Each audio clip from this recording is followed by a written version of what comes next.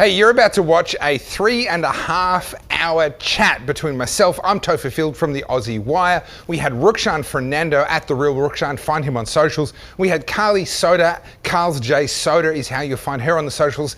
And unfortunately, I had to also invite this guy. I am here and oh my God, I hope we don't get banned on every social platform. Of course we're going to get banned. We're going to get banned, but you know what? Catch all the uncensored stuff on the Aussie Wire website, which is theaussiewire.com. You'll find it there as a blog post, and you'll also find it on senatorbabet.com.au and of course, all my social media channels. I hope you enjoy it. This was a very impromptu catch up.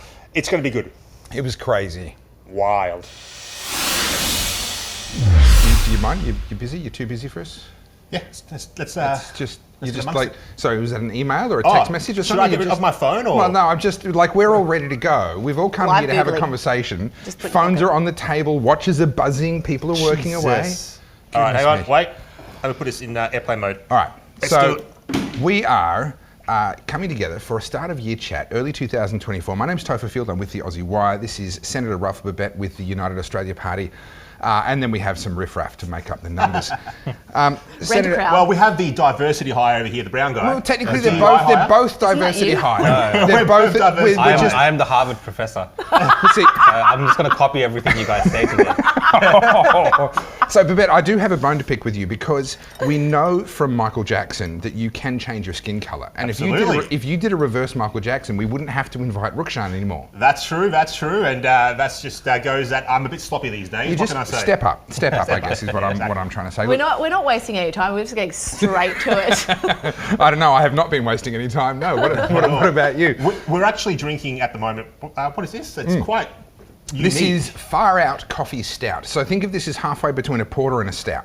Yeah, with some chocolate. It's chocolatey, yeah. So a porter is chocolatey. It's halfway between a porter and a stout. It is made by Moondog, and it is a rather good drop in my view. Although Rukshan doesn't have the stomach for it. What are you drinking? I'm drinking a gin and tonic as a nod to my colonial past. The British introduced this drink to Sri Lanka. So it's very popular in Sri Lanka, so I've got a refined taste for gin and tonic. Wow. There you go, very good. It's a deep story. And of course, the disappointment of the group is Carly, as you would expect. Someone's got to be the token female, just constantly bringing it all down. So see, some of Melbourne's best, chlorine. You've thought this through though, because one of the problems that my wife had when she fell pregnant was that she stopped drinking, and everyone went, "Oh, you must be pregnant." Whereas you've kind of you've headed that off. I've just been pregnant for like the last. Yeah, you're just like, no one can tell, no one's going to know. Or can they? No, they're not going to know anything. Don't worry about that. All right, guys. The last couple of years, let's start there. I would describe it as a shit show, but getting better. B-grade Hollywood movie. You reckon it was B-grade? I thought it was worse than that. It's been a bad few years, Topher. I mean, obviously I'm a Melburnian. I've always lived here, and the city just doesn't feel the same anymore. So, okay, I know it's early in the year. It's January, very early January when we're filming this. But I came in on the train because I've moved out. I've left Victoria, like I said. You got out of Dodge. You got out of the big city, got out of Melbourne. Got into a regional centre out of Victoria. Yeah. I came in on the train, and I've got to say, it did not feel like it had any life at all. No. Yeah, it's sad. It's changed. I remember years ago when I was, before all the unpleasantness of the last few years, it felt like this place had life. It felt like this place had energy. It felt like this place had, momentum. Things were happening. Now it's like someone's put a heavy blanket over everything, and it doesn't have the same feel. No. Although, having said that, I do feel like we're on the other side of it, and it will start to improve. But it's going to take time. It's definitely going to take time. I think people aren't casually coming into the city. Yeah. It's still very busy. Like it was busy on New Year's. It's busy when there's events or something's happening. But people are choosing not to come into the city just like...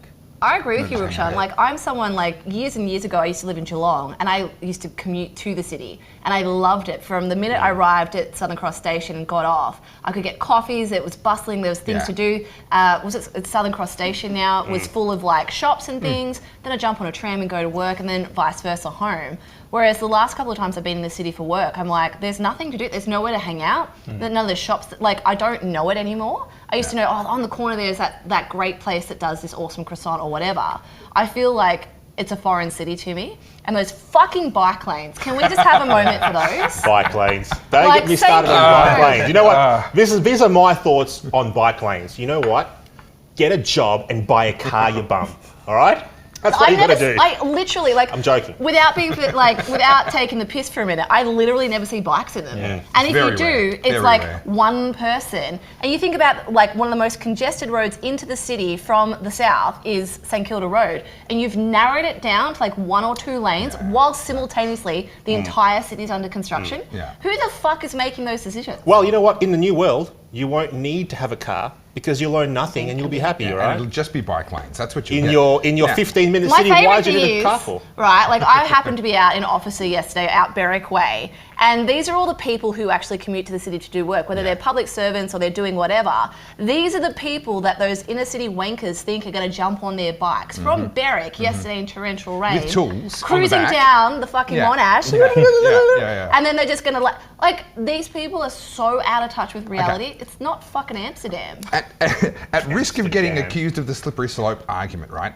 Is this not, the whole bike lane thing, is that not just a precursor to what we're now seeing happen in London with these ULEZ zones and everything else? Like it really is I Also, think it's like a emissions forced continuation. adoption. It's like if we build it, you will feel like you have to capitulate and do it. But the problem is, I think people underestimate that the average human is okay with things until it actually impacts them directly. So they're like, oh yeah, whatever, it's not impacting me, until it does, and they're like, what the fuck? You know, I think generally that's where we are with most things. Like, you know, we're going to jump all over conversations here, but during COVID, not that many people got up about it because realistically their lives weren't impacted that much. Those of us who were obviously were, but now with like the bike lanes and the congestion and like all these different things, it's starting to really impinge on people. You talk about the cost of living, you talk about what's going on with kids in schools. People are starting to go, hang on a minute, this is like causing me personally problems now. Yeah. Now I'm getting upset about it. But people are just getting upset. They're not doing anything about it. That's Yeah. what I'm like. You know what I mean? Like, But same as COVID, people got upset about it, but not everyone Is necessarily. it like did a anything about pressure this. cooker though? Like, do you think at some point there'll be some kind of like, where it just, you know? Some sort of switch will flick and people will just, okay, now we're interested, now we're active, now we're involved. I hope so. I hope that Maybe it's when their time kids comes come soon. home and say that they're a fucking cat and they need a litter tray. Like, Okay, have I told you my story? This is a true story about Oh, that. Lord. Exactly that. So a girl that I've met, I I know actually need her. a drink. Can I have some whiskey? I've seen her personally. I've spoken to her about this exact incident. She goes to school one day and finds kitty litter in trays inside the stalls of the girls' toilets. She storms out, swearing her head off, gets herself into trouble with the school. So just leaves the school. She cannot deal because that school has students that identify as cats, and the school has humoured them for way too long and that allows them to say, so they say, teacher, if you don't call my name and say meow on the end, I won't respond. And if you ask me a question and you don't finish the question with meow and allow me to finish my answer with meow, then I don't understand you because you're not talking my cat language. And then she sees the kitty litter, she absolutely explodes. She ends up having an appointment with the principal a couple of days later. She goes in, principal wasn't there yet. She goes in past the receptionist lets her in. She decides to sit in the principal's chair. Principal comes in, what are you doing in my chair? I decided that today I identify as the principal. This is a joke. No, That can't she be real. did it. She did it. I've spoken to her. I looked her in the eyes. She told me that story. Mate, if I did that when I was going to school, I would have got a good old-fashioned Yeah, but if whack they're on going to the let hand people, with if the they're ruler. going to let people Are be you cats, that old? I'm that old. I've just turned 40 recently. You know, I actually grew up in a place called Rodrigues. It's a small island off the coast of Madagascar, very close to Mauritius. So I always say I'm from Mauritius because it's just easier. Anyway, in school we had, proper, strict teachers, and if we did something wrong, hold out your hand and you get a smack. If you did something really bad, you have to turn your hand over this way and get smacked on the knuckles with a ruler. We've got to bring that back. These days people pay money for that. They do. Well, I wouldn't. I wouldn't pay any money for This that. whole cat thing though, like you're just indulging stupidity, right? It's no different to like the emo phase. That's all it is. These are the kids who are on the fringe, who don't feel accepted for whatever reason. Yeah, they they're have off to. to a phase. Yeah, it is exactly what it is. But It's a phase. Except we shouldn't accept it. I Yeah, we have a shouldn't humour genuine it. question Yeah. though. The little trays, do they actually defecate in them? I've no idea. And who I cleans like- them? Certainly is hope it not. is it Who's there cleaning for that? like just for looks? certainly Or, I hope don't not. know. I don't think they do. so it's just performative. Yes, performative. If someone actually did that in a litter tray, call in a psychologist. Yeah, like Send This that is the thing. person So hang on a somewhere. minute. That's So- wrong. But this is what I'm saying. So that's performative. So we've just called them on their shit. You don't actually need that. You know what I mean? It's like it's just being put there to indulge your fucking mental illness because someone didn't parent you. And Well, a lot of this this stuff, they're just seeing how far they can push it. Correct. Yeah. You know, It's that's what it is. it's 100%. attention. What it comes back to. I mean, people complain again twice in one day. I'm talking about the slippery slope thing. But as we accepted this idea, oh, it's your truth, it's my truth. There is no absolute truth, etc. Well, then when someone comes along and says I'm a cat, how do you tell them they're wrong? That's a good Right, point. we've ended up here over a process of a couple of decades of kind of postmodernism, you know, all the sort of didn't start, but Heidelberg School out of Germany sort of spread it through the world, and this is where we end up with teenagers identifying as cats and grown adults going along with it. Isn't it interesting though, this degeneracy that's somehow being forced upon us to become accepted and the norm, like normalize all this stuff. And I mean, like you can go as far as like the pedophilia thing and, you know, all of the different sexual proclivities and all this. Let's normalize it, let's make it normal. Yumi Steins is making books about it so that kids Oh, understand. mate, we've Hang on. gone through that book. Yeah. I've got post-it notes in This that book. degeneracy, 10 years ago, Terrible. this would not have been tolerated, Yeah. accepted. Now it's being platformed. What was it? And I know we're talking about the slippery slope. Was, like, you know, some people will argue, particularly conservatives, that it was the gay marriage bill that allowed that slippery slope. Like, Long before. what happened to the Long point where we're before. now talking about friggin' 8-year-olds knowing how to give blowjobs to other boys? Like, Well, I think it's like Yeah, the it's bike bad. lane situation that we were discussing before. By the time it happens and people are speaking up about it, it's already happened. Yeah. Like we're talking about these things as they are now in the classrooms Yeah. already. You know, it's like it's almost too late to reverse some of this stuff. it's scary, isn't it? Because it's like, you know, I don't have kids, so of course I'm not going to know what's going on in school classrooms. I don't hear about it until we talk about litter trays. What has been happening in these institutions, in these government bureaucracies for the last 15 years, this getting to the point where it's like, well, duh, obviously. I'll tell you what's been happening. Please do. I'll tell you right now. Conservatives, or normal people, I should say, normal people have not taken enough of an interest in both the political process and everything else that comes that is wrapped up in society because they're too busy working, raising their kids, paying the bills, you know, living their lives to really worry and think about what's happening in the halls of power or what's happening in the halls of academia. But the crazies haven't done that. One thing that I have noticed during my time in Parliament so far, my time in the Senate, is that the crazies come in early, the crazies leave late. The crazies are very passionate, very dedicated, very driven towards achieving their goal. And we're seeing all of that play out now. We're seeing all the fruits of their labour play out now, but they are dedicated. But the Conservatives are not. Yeah. The Conservatives are just happy to, you know, live and let live. I just want to worry about my family, my kids, my job, my home, whatever, and they ignore everything else. And over time, over long years, decades even, this is the result of not taking enough of an interest in the political process. And by and large, Australians are fairly apathetic, particularly We when have it the comes she'll to be right political. attitude. Yeah, she'll be right, not my And she problem. was right for a long time, but she won't be right anymore. Not unless She we is get not active. right. But we've had that as part of our identity for so long. The Lucky Country, the book The Lucky Country, was not written to say, hey, you're a lucky country. It was written to say, hey, wake up. Yeah. Because you're skating through on luck, Yeah. and if you keep doing that, eventually it's going to go Are wrong. we still lucky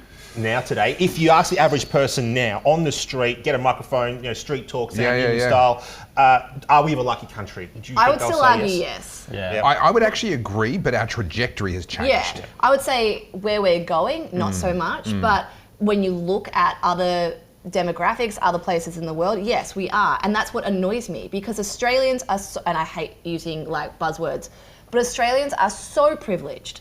We genuinely do not Terrible know word. hard The times. left has ruined that word. It's- It That's has the a correct use, though. of It is it, a right? yeah, correct. Like that by definition, you know, I'm someone like who is well travelled and I grew up overseas. When I go into these different nations and see how things work, like it's always eye-opening and I come away with a newfound appreciation. I always say the That is best part true. of travelling is coming home. That is true. Driving That is over true. that Balti Bridge, looking at Melbourne, like it makes me feel so fucking proud to Yeah, be look, Aussie. as much as I hate Melbourne right now, and But I it is still good. feel It is good. It's a bit yes. sad that the wheel's not lit up. I used Yeah. to like that. Yeah. But, you know, and so when people talk about Australia, we are the fucking lucky country, but we are so benevolent to it. Like, we don't seem to appreciate or respect just how fucking good we do have it, right? And then when you go into places, whether you're going into like semi-capitalist / communist countries like Vietnam, or across to places like fucking Canada, and you see what's going on there, and you sort of think, no, Australia, like we've got it right, and we just don't respect it or appreciate it. Here's the problem though, that your perception will lag behind by anywhere from 10 to 20 years, depending on who you are. Those of us that are paying attention, our perception might only lag by 5 years, right? But perception always lags behind reality. So my perception is still stuck in the early 2000s, unless I really start to pay attention. I go, hang on, I can start to see what we're becoming. And to see the consequence of that, you're looking across at somewhere like Argentina, which has just recently changed direction.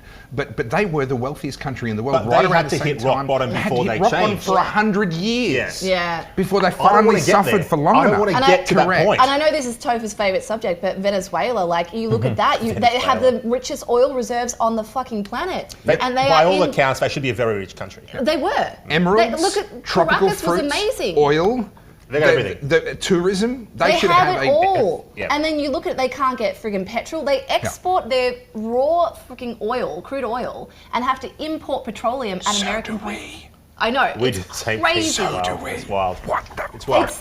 We do it with everything. We need to on a tangent here, we need to process our minerals like here this. at home. Yeah. We're going to process here at home because we're digging up iron Good luck ore. to the editors who are trying to try and piece this together later. Yeah, good luck to you guys. We're sending everything overseas. We're sending it to China. They process it as steel or as iPhones and whatever, and it comes back to us at 50 times what we exported it as. Yeah. That's wrong. That needs to stop. I have to say that I'm going to tangent and then like take. Let's go on all the tangents. All the tangents. Let's go. My focus this year, right, and this is something I'd love to ask you guys. So we've all been fighting the culture war, and I don't know you. Culture war's important. Yeah, I don't know you as well, but I know your story. Like, obviously, we've been part of the same story. We spoke up about COVID. We spoke up about the government overreach. We've been speaking up about this progressive left agenda and whatnot. But I have come to a point of consideration where I'm like, look, I have played my role in the culture war, but it's consuming me. How can I actually, it's not that I don't care anymore. I still obviously greatly care, but I need to do something productive so I feel like I'm actually contributing and helping. And my whole focus is shifting towards encouraging more people into free enterprise. I've always been passionate about small business. And a big part of that centres around getting more people into trades. And we'll go into the academia in a second, but the point I wanted to make is that there was this massive, massive push, particularly for my generation, Gen Ys, millennials, that the only way to make it in life was to go and get a degree, get a job, and that's how you're going to make it, right? And so what we've seen, and this is a big part of why we export everything, is we don't have the trades or the manufacturing because it was all looked down upon. Those in the coalface, those who are blue collar, they're shit jobs, you don't want to have them. Whereas now, we can't even get tradies to do what we need them to do. We have a skill shortage. That's one part of the puzzle. Yeah, right? But another huge part of the puzzle why we've lost so much of our manufacturing, minerals, refining, etc., has been energy,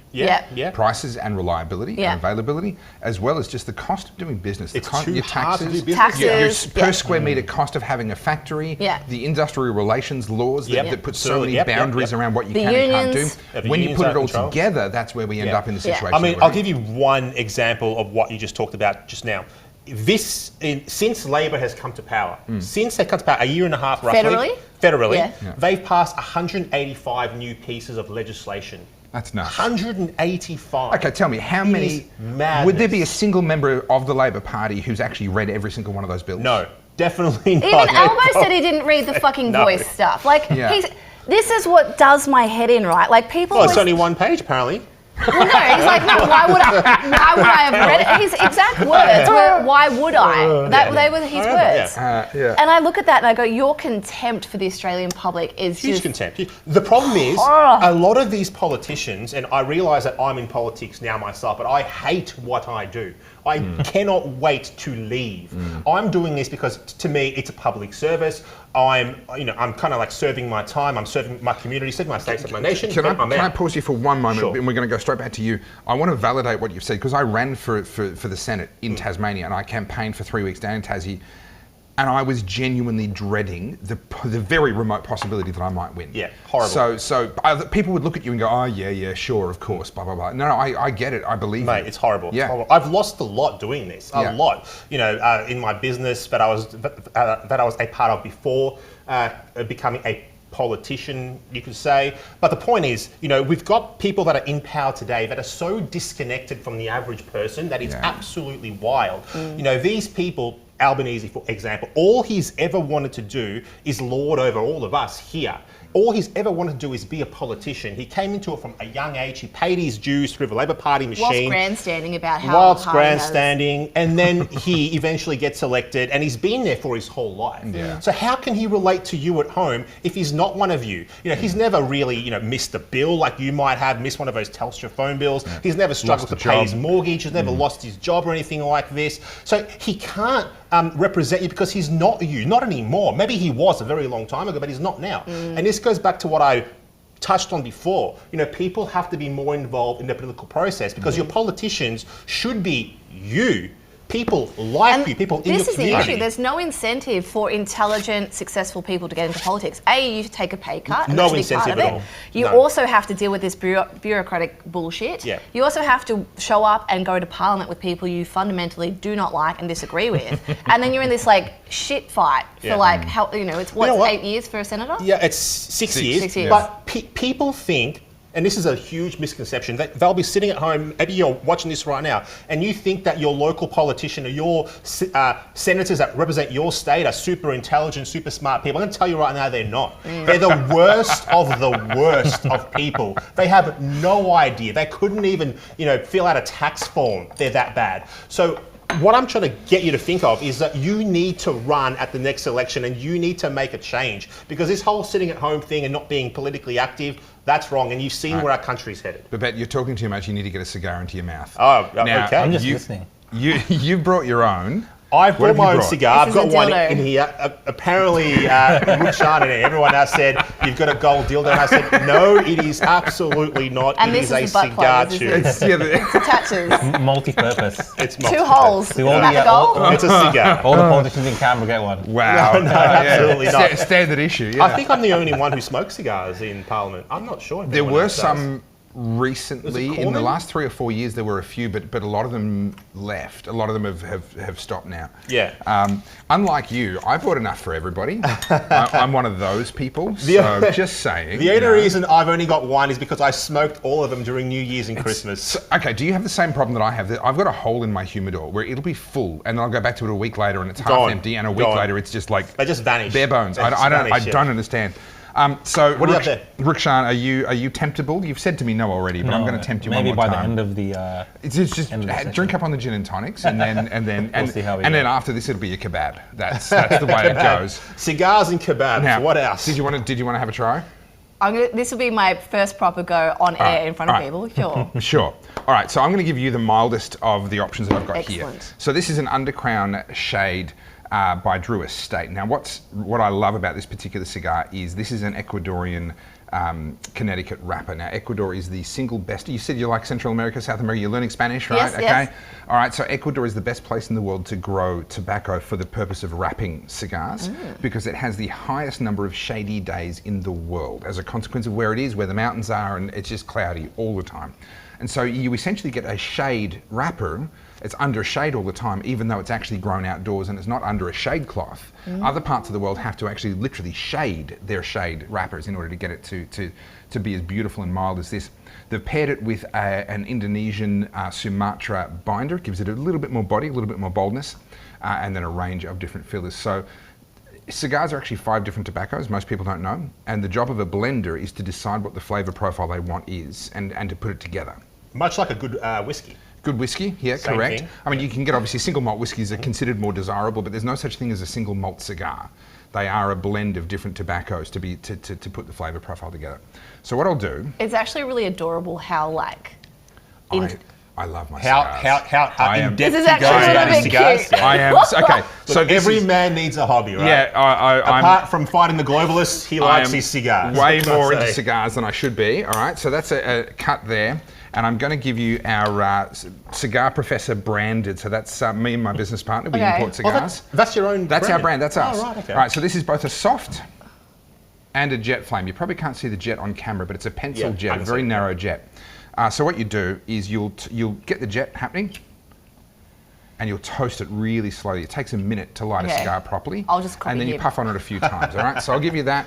I'll give you that. So I went to some tobacco farms when I was in Cuba, and we learned about the process there, and without going into Cuba. It was fascinating because obviously communist country, 90% of their profits go straight to the government. And to support them, they were like, please buy directly from us because we get to keep all the profit. So I bought myself like 20 cahibras and brought them home. Cahibras? Cahibras? Did I say it wrong? Yeah, no, it's close enough. Close enough. And yeah, so I learned all about it, but I can't say this is not something I do. It's not my thing. But so how does this work? smoke slowly. You basically want to smoke as slowly as you can without it going out. Oh, there is a flame. There's a little pencil flame there. Clever. All right, I'm just going to copy you. No, God, No, no. it's all I'm just good. going to plagiarise. I went to Harvard, guys. Can you pass me that that cutter, qualifies you to be the dean of the university, doesn't it? President. A president of the... Sorry, my bad. Didn't mean to undersell your talent there. Oh, mate, these cigar cutters are no good. No, they're what's called a perfect cutter. I'll get there. What is There we go. happening? So I've got a torpedo end on my cigar. You understand the purpose of a torpedo is that you can recut it as you go in case it gums up with any tar or anything like that. There you go, guys. Perfect. I can see just from your technique that you're one of those guys that slobbers all over the end of the cigar. I love to I share. cannot, What's I going cannot on? You cannot stand share it. cigars with me. No. because You can't share cigars with anyone. It'd be okay? like we're kissing. Yeah, no, that's. You can't do it. But see, mine stays dry, whereas Stays yours dry? is already slobbered it's on. I slobbered on mine before I even looked at it. I was like, yep, I'm going to slobber on this one. Can't take him anywhere. I Can't tell take you. me All anywhere. right, what do I do? So just give it a bit of a light toasting. So you're just keeping a bit of distance between Going the black. two. Is it meant to go black? Yeah, you just want it to go black. If it Sure. starts going white, then you've given it a bit too much heat. So just try and keep it going black. Once you go black, you can't go back. Apparently, that's, Yeah. that's what they say. I've never tried it, but I've never heard that take- myself, but apparently they say that. So this is a very thin flame, so it's going to take some time, and then eventually it will start to go white. But if it goes white before it's gone black, or before everything around it's gone black, then you're heating up that one area too much. This feels like a science experiment. Yeah, a little bit.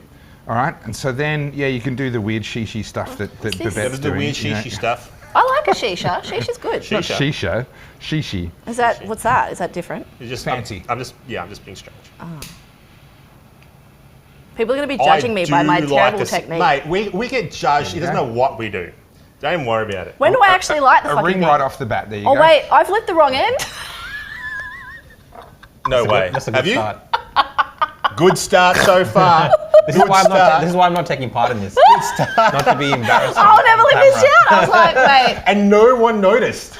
I bet someone out there on internet land was like, hang on a sec. She's lit the wrong end. It looks like I know what I'm Someone doing. tell her. I have a proper. You probably is just that- cut it and start again. Did I break it? Here we go. Yeah, you did. Oh. Now, the reality is you can smoke them backwards, and occasionally, You if can, they're damaged in some way, you end up smoking them Oh, backwards. that's what I was doing. So obviously. you were just being very sophisticated, and you know what you like, and you like to smoke them backwards. The reality is, because you're not a regular cigar smoker, you're not going to recognise the difference in experience. You won't notice. So I would suggest, I've taken the band off now, I would suggest that you just finish lighting it and smoke it that way. It doesn't affect the way it was rolled, whether it was the front or the back, So right? it should still be okay. It's just the way it's rolled, there's more stem towards the bottom here. And so the flavour, it won't progress. Normally a cigar progresses in a fairly predictable way. Let's be And honest, I'm that'll- not finishing this. Well, yeah, okay, sure.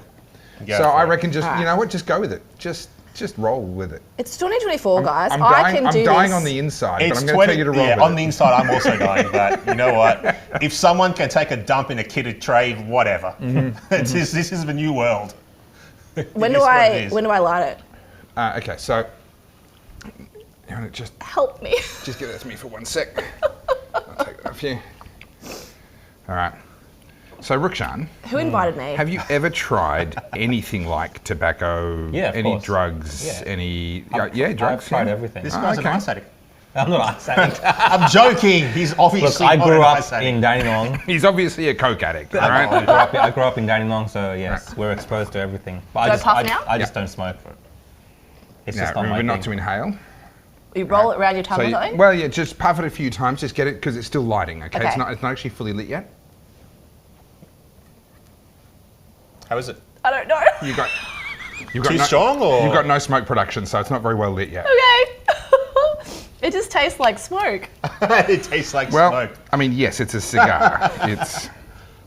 I feel like I have a very juvenile palate. I have a juvenile a lot of things, but like I don't feel like that whole appreciation for wine or tobaccos or anything has ever kicked in for me. It's just not my thing. Again, and now just puff it a few times, just always into the mouth. There we go. That's looking healthier already. That's looking better. Okay. So now you want to keep it at a level where it's giving you roughly that. Okay. Now, how do you sip water?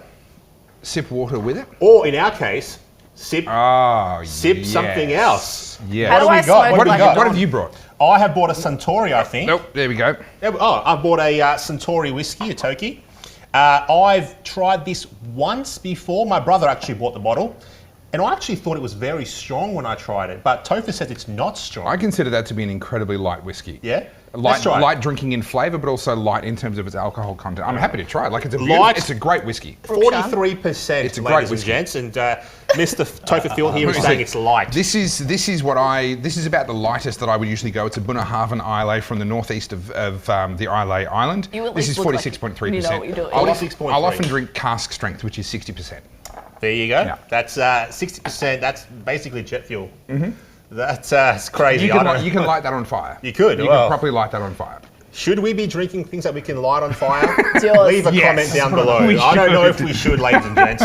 That might be a bit too much. I would be delighted to partake Let's in a try little bit of your, because it's a great quality whiskey. I'm not knocking the whiskey at all. Yeah, it's just a very light whiskey for my palate. Everyone's different.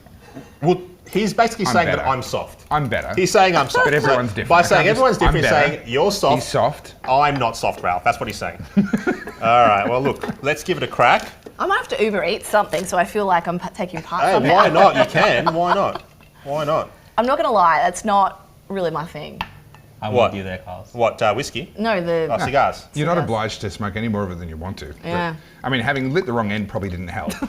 Off to a bad start already, so whatever. Yeah, that is going to be gliff. But I'm not going to sacrifice another one so that you light the correct end, because that's the result is probably going to be the same. It's going to go across Twitter now, like, fucker doesn't know how to do it. She's an idiot. Topher, is this a healthy thing to do?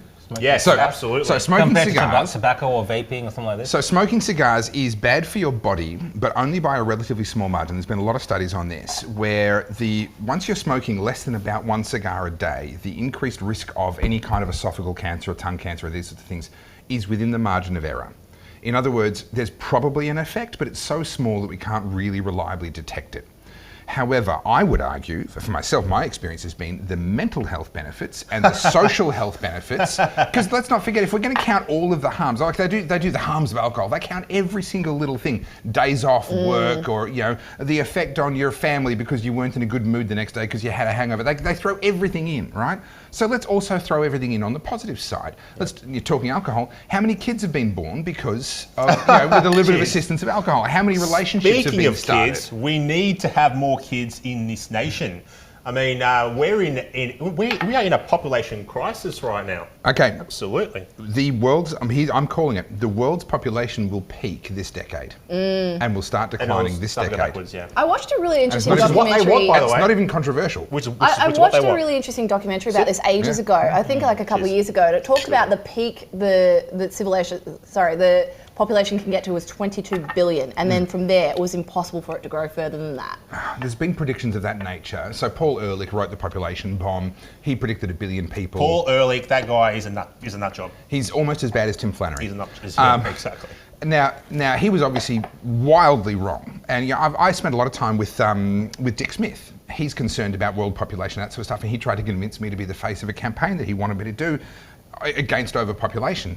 And I read all of his stuff. I watched the doco that he made. I did a bunch of my own research as well. And I just went, no, I think you're wrong. I think humans have the capacity to solve all of those problems as we approach those problems. But there was a demographer, a statistician,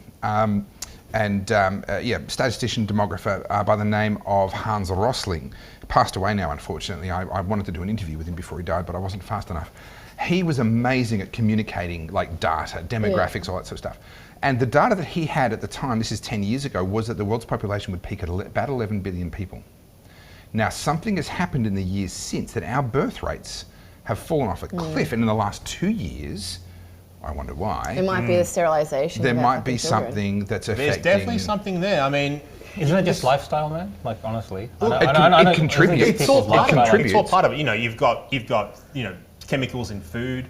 You've got... apparently those heat receipts. Yeah. Apparently those are... I've only heard this recently, but apparently they're terrible. Absolutely.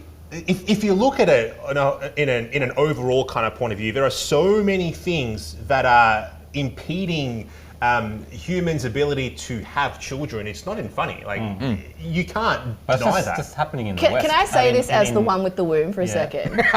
No, excuse me. You cannot comment. Excuse me. Men cannot get pregnant, and that is a hill I'll die on. Can get pregnant, then we can have an opinion on abortion and healthcare. Men cannot get pregnant, can get pregnant these and days. I will die on that hill. 2024. As the only womb carrier right here, it's interesting, right? Woomed one. Thank you. Thank you. one. I actually give one. No. The funny thing is, right, like I am not a feminist by any stretch. And so my take on this is probably different to most people in the sense that I am that person who was always wanted to have the career and do all that sort of stuff. I've never been maternal. I've never had that calling to have kids. And you never had those instincts? No, genuinely no. Like I had kids. I had friends growing up who used to play with dolls and couldn't wait to be mums. Do your friends have kids? Yeah, I got there's lots of children around me, but I just never felt that, and I was like, I guess I'm just not. I love my dogs. I treat them like kids, but I personally never had. Maybe the you call. haven't met the right guy. Well, so they say. So they say. I've heard that a few times. Yeah. Let me finish. All right, go ahead, finish. The thing that I've noticed in the last couple of years is like I've sort of becoming like, oh my God, like more people like me need to have kids. It's actually the people like us and Rukshan, people like yourself. We haven't had kids, and we're probably the people that should be having kids. And it's like literally the last 6 months where something in me went. It's not so much. I still don't have that like biological clock thing, and I'm 38 in 2 weeks. So.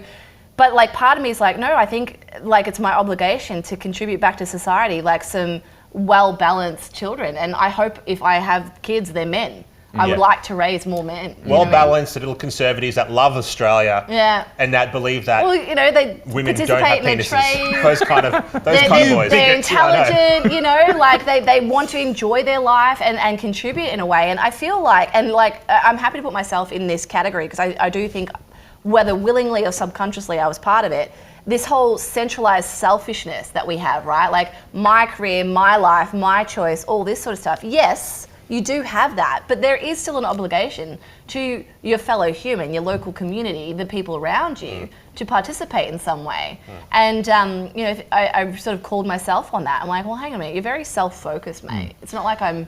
It's a really interesting area, and I don't think it's a coincidence that we're seeing this massive rise in mental health crises, particularly amongst younger people, at the same time as we've told everyone to start living for themselves. I don't think that's a coincidence. I think if your question is, how do I make myself happy, the answer is you can't. Because with that as your objective, it's impossible. Yeah. If you actually get out there and do something that's valuable, that other people look at and go, hey, I really appreciate what you've done for me, whether it's your kids, whether it's your community, whether it's your own parents, and actually just putting yourself out to help others, I think happiness just kind of finds you out of that. I definitely know that, like, from a career point as well, like, whenever I took, I used to have a clothing company, and my sole focus was growing it and selling it. I used to say to myself, I'd sell it to Nike for $100 million. Like I was, the money side was like the focus and the glory and the success and all that sort of stuff.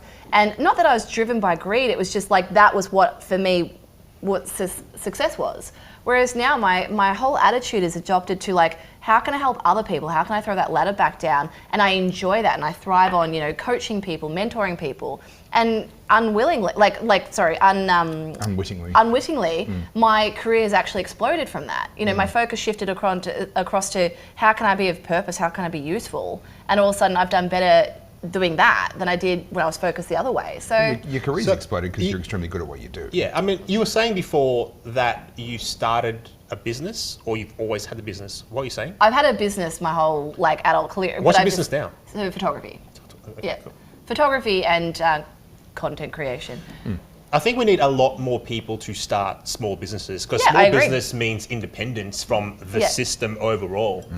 But it's like you're talking about small businesses, but if you start a small business in this country, it's hard to start. They make it so hard. It's hard to start a family. Yeah.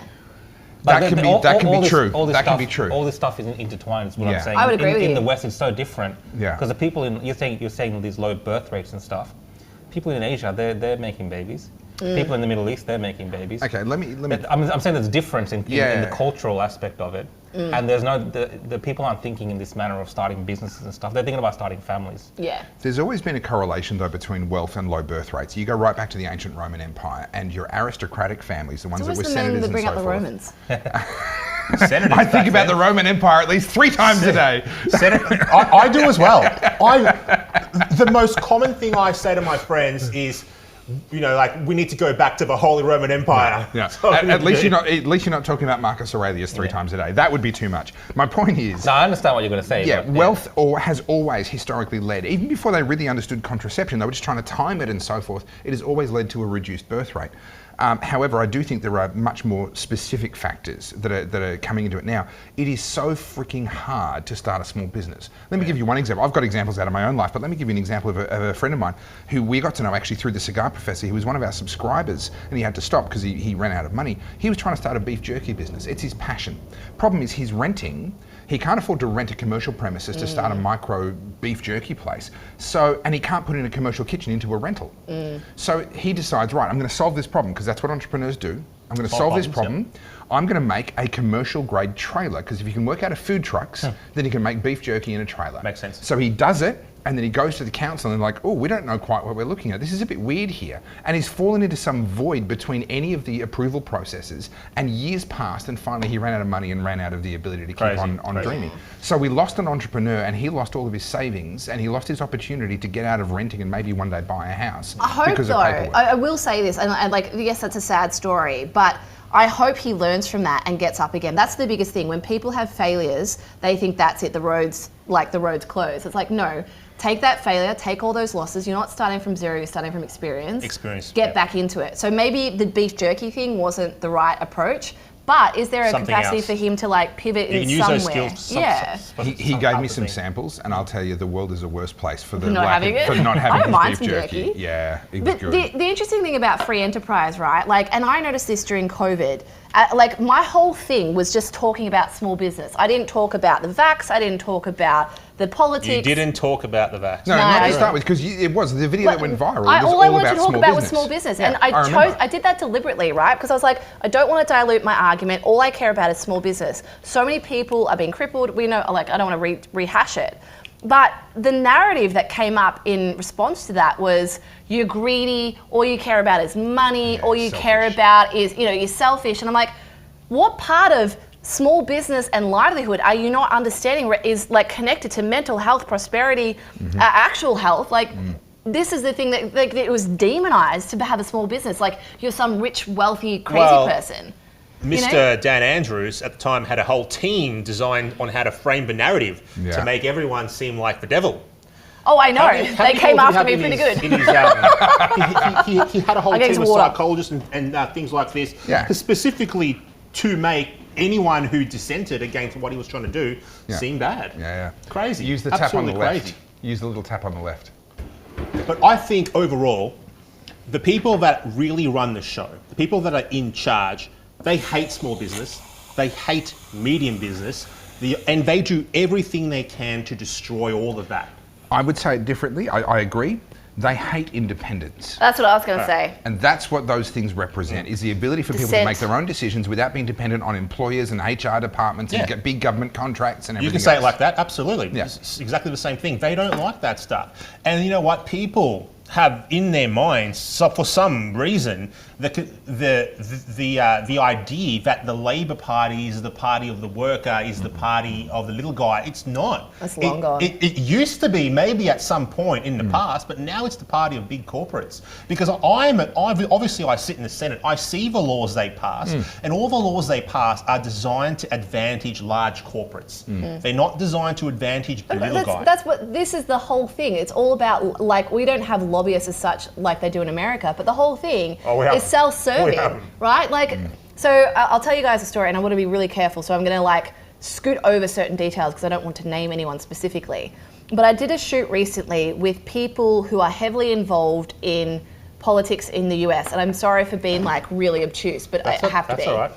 And the conversation, they didn't know that I was political, they didn't know anything, who I was just there to do my job. And the conversation and the way it evolved, I just acted dumb. I was like, oh, I didn't know how this works.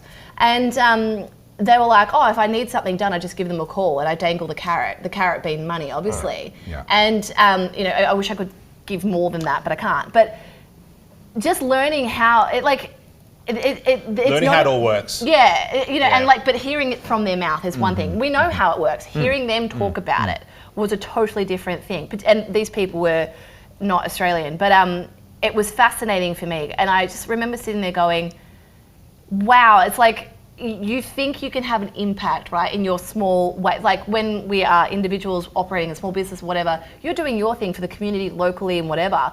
These guys are operating up here, same kind of concept, but just on a global level, and they just pull one lever, push something else, and boom, whatever they want goes into place. And this is why Daniel Andrews and the Labor Party demonise small business. And Rukshan, you would know a lot of this too, right? You know, we're in a similar industry. They make it cripplingly hard for you to get past that point of profit, right? They want to get to a point where, you know, you're doing all this work and you're getting close to that first 6 figures and you're exhausted, you're burnt out, and you just go, oh, it's not worth it. I'll go get a job, right? Yeah. And I say that to all the students I mentor. That's encouraging. Well, you have to understand that, right? Like, I'm just going to be realistic. Well, this is my approach, right? Like, I'm not someone that gives you fluffy positivity nonsense. Like, I'm going to be honest with you. Being an entrepreneur is not for everyone. Let's try yours. Right? Like, being an entrepreneur is tough. And I hate saying entrepreneur because it's a buzzword, but being a small business owner is tough. And you will get chewed up and spat out, a bit like your mate with the jerky thing. But that all of it is part of you leveling up, upskilling, learning more knowledge, networking. And if you don't fuck up, how do you know if you've pushed those boundaries hard enough? Correct. You know, like you have to push to those boundaries to go, oh, okay, I went too hard, too fast, whatever. So to buttress that, the only sport that I really care about in the world is Formula One. And time and time again, Formula One drivers and even team owners, the ones that have to pay the bills, talk about the fact that if my driver hasn't run wide at least once during practice, then I'm going to question whether they're really trying to find the limits or not. Yes, 100%. Like, I don't want them to crash and hit the barrier and destroy the car. But if they've never missed an apex, yeah, then I'm going to start asking questions about whether they're really trying. And this is the thing, right? Like, I get this. You know, I mentor so many young business owners, and they all say the same thing. It's hard. And my comeback to that is always, are you shocked by the hard bit? Like, when people talk about hard work, and then you actually experience the hard, it seems to shock them. Yeah. You know, like people don't understand. One thing that I'd like to add to this, just to expand on what you're saying and, you know, go down another kind of avenue, is that a lot of people think that slavery was abolished, right? But I actually don't think slavery was abolished. I'll tell you why. It's been remarketed. It's been remarketed because when you have a slave, you got to feed the slave, you got to provide medical care for that slave, you got to provide housing for that slave. Of course, the slave works, but then that's a lot of work. Now slavery has been expanded to include every single person on the planet. The difference is that you've got to feed yourself, you've got to clothe yourself, you've got to provide for your own medical care, right? But the thing is the same. You're still beholden to that system, to the overlord, to the person that controls you, right? And I think a lot of people don't understand that, because they're not self-aware enough to understand how things really are. All right. Does that kind of make sense? I've got a lot to say about that, but I want to pick up on the rebranding because this is actually really important and also really hilarious. If you think about it, it felt for a while there, 2020, 2021, it felt like the world went mad, right? It's just like, what the F is happening? The world has gone crazy. And I realised in 2022... That's good. Yeah, it's a bit stronger though, isn't it? A bit more flavour, a bit more body. So much stronger. That's what I would call a medium-bodied whiskey. God, that's medium? That's medium. So that's not very peaty, it's not very smoky. It is good, especially when you're smoking cigars. Because with the cigars. Your senses kind of dull a bit from the smoke. So think about it, but the world actually didn't go crazy, it just rebranded. So if it used to be, if someone with a penis followed a 12-year-old girl into the bathrooms, we called them a pervert. Now we call them stunning and brave. And the dad would have a word with them. Yeah. And if someone was a snake oil salesman selling fake cures to normal household illnesses, we would call them a grifter. Now we call them Pfizer, right? And suddenly the world made a lot more sense though, because I realized, like, if you just think about it in terms of rebranding, you know, Weinstein, Harvey Weinstein, you know, the Hollywood producer who was, you know, abusing the actresses, right? Come and do me favors if you want to get a role. He got branded as a rapist, which is a terrible brand. I don't know if you've noticed. That's not a good brand to have. He just needs to rebrand and call himself the original no jab, no job. No jab, no job. Right, Very and good.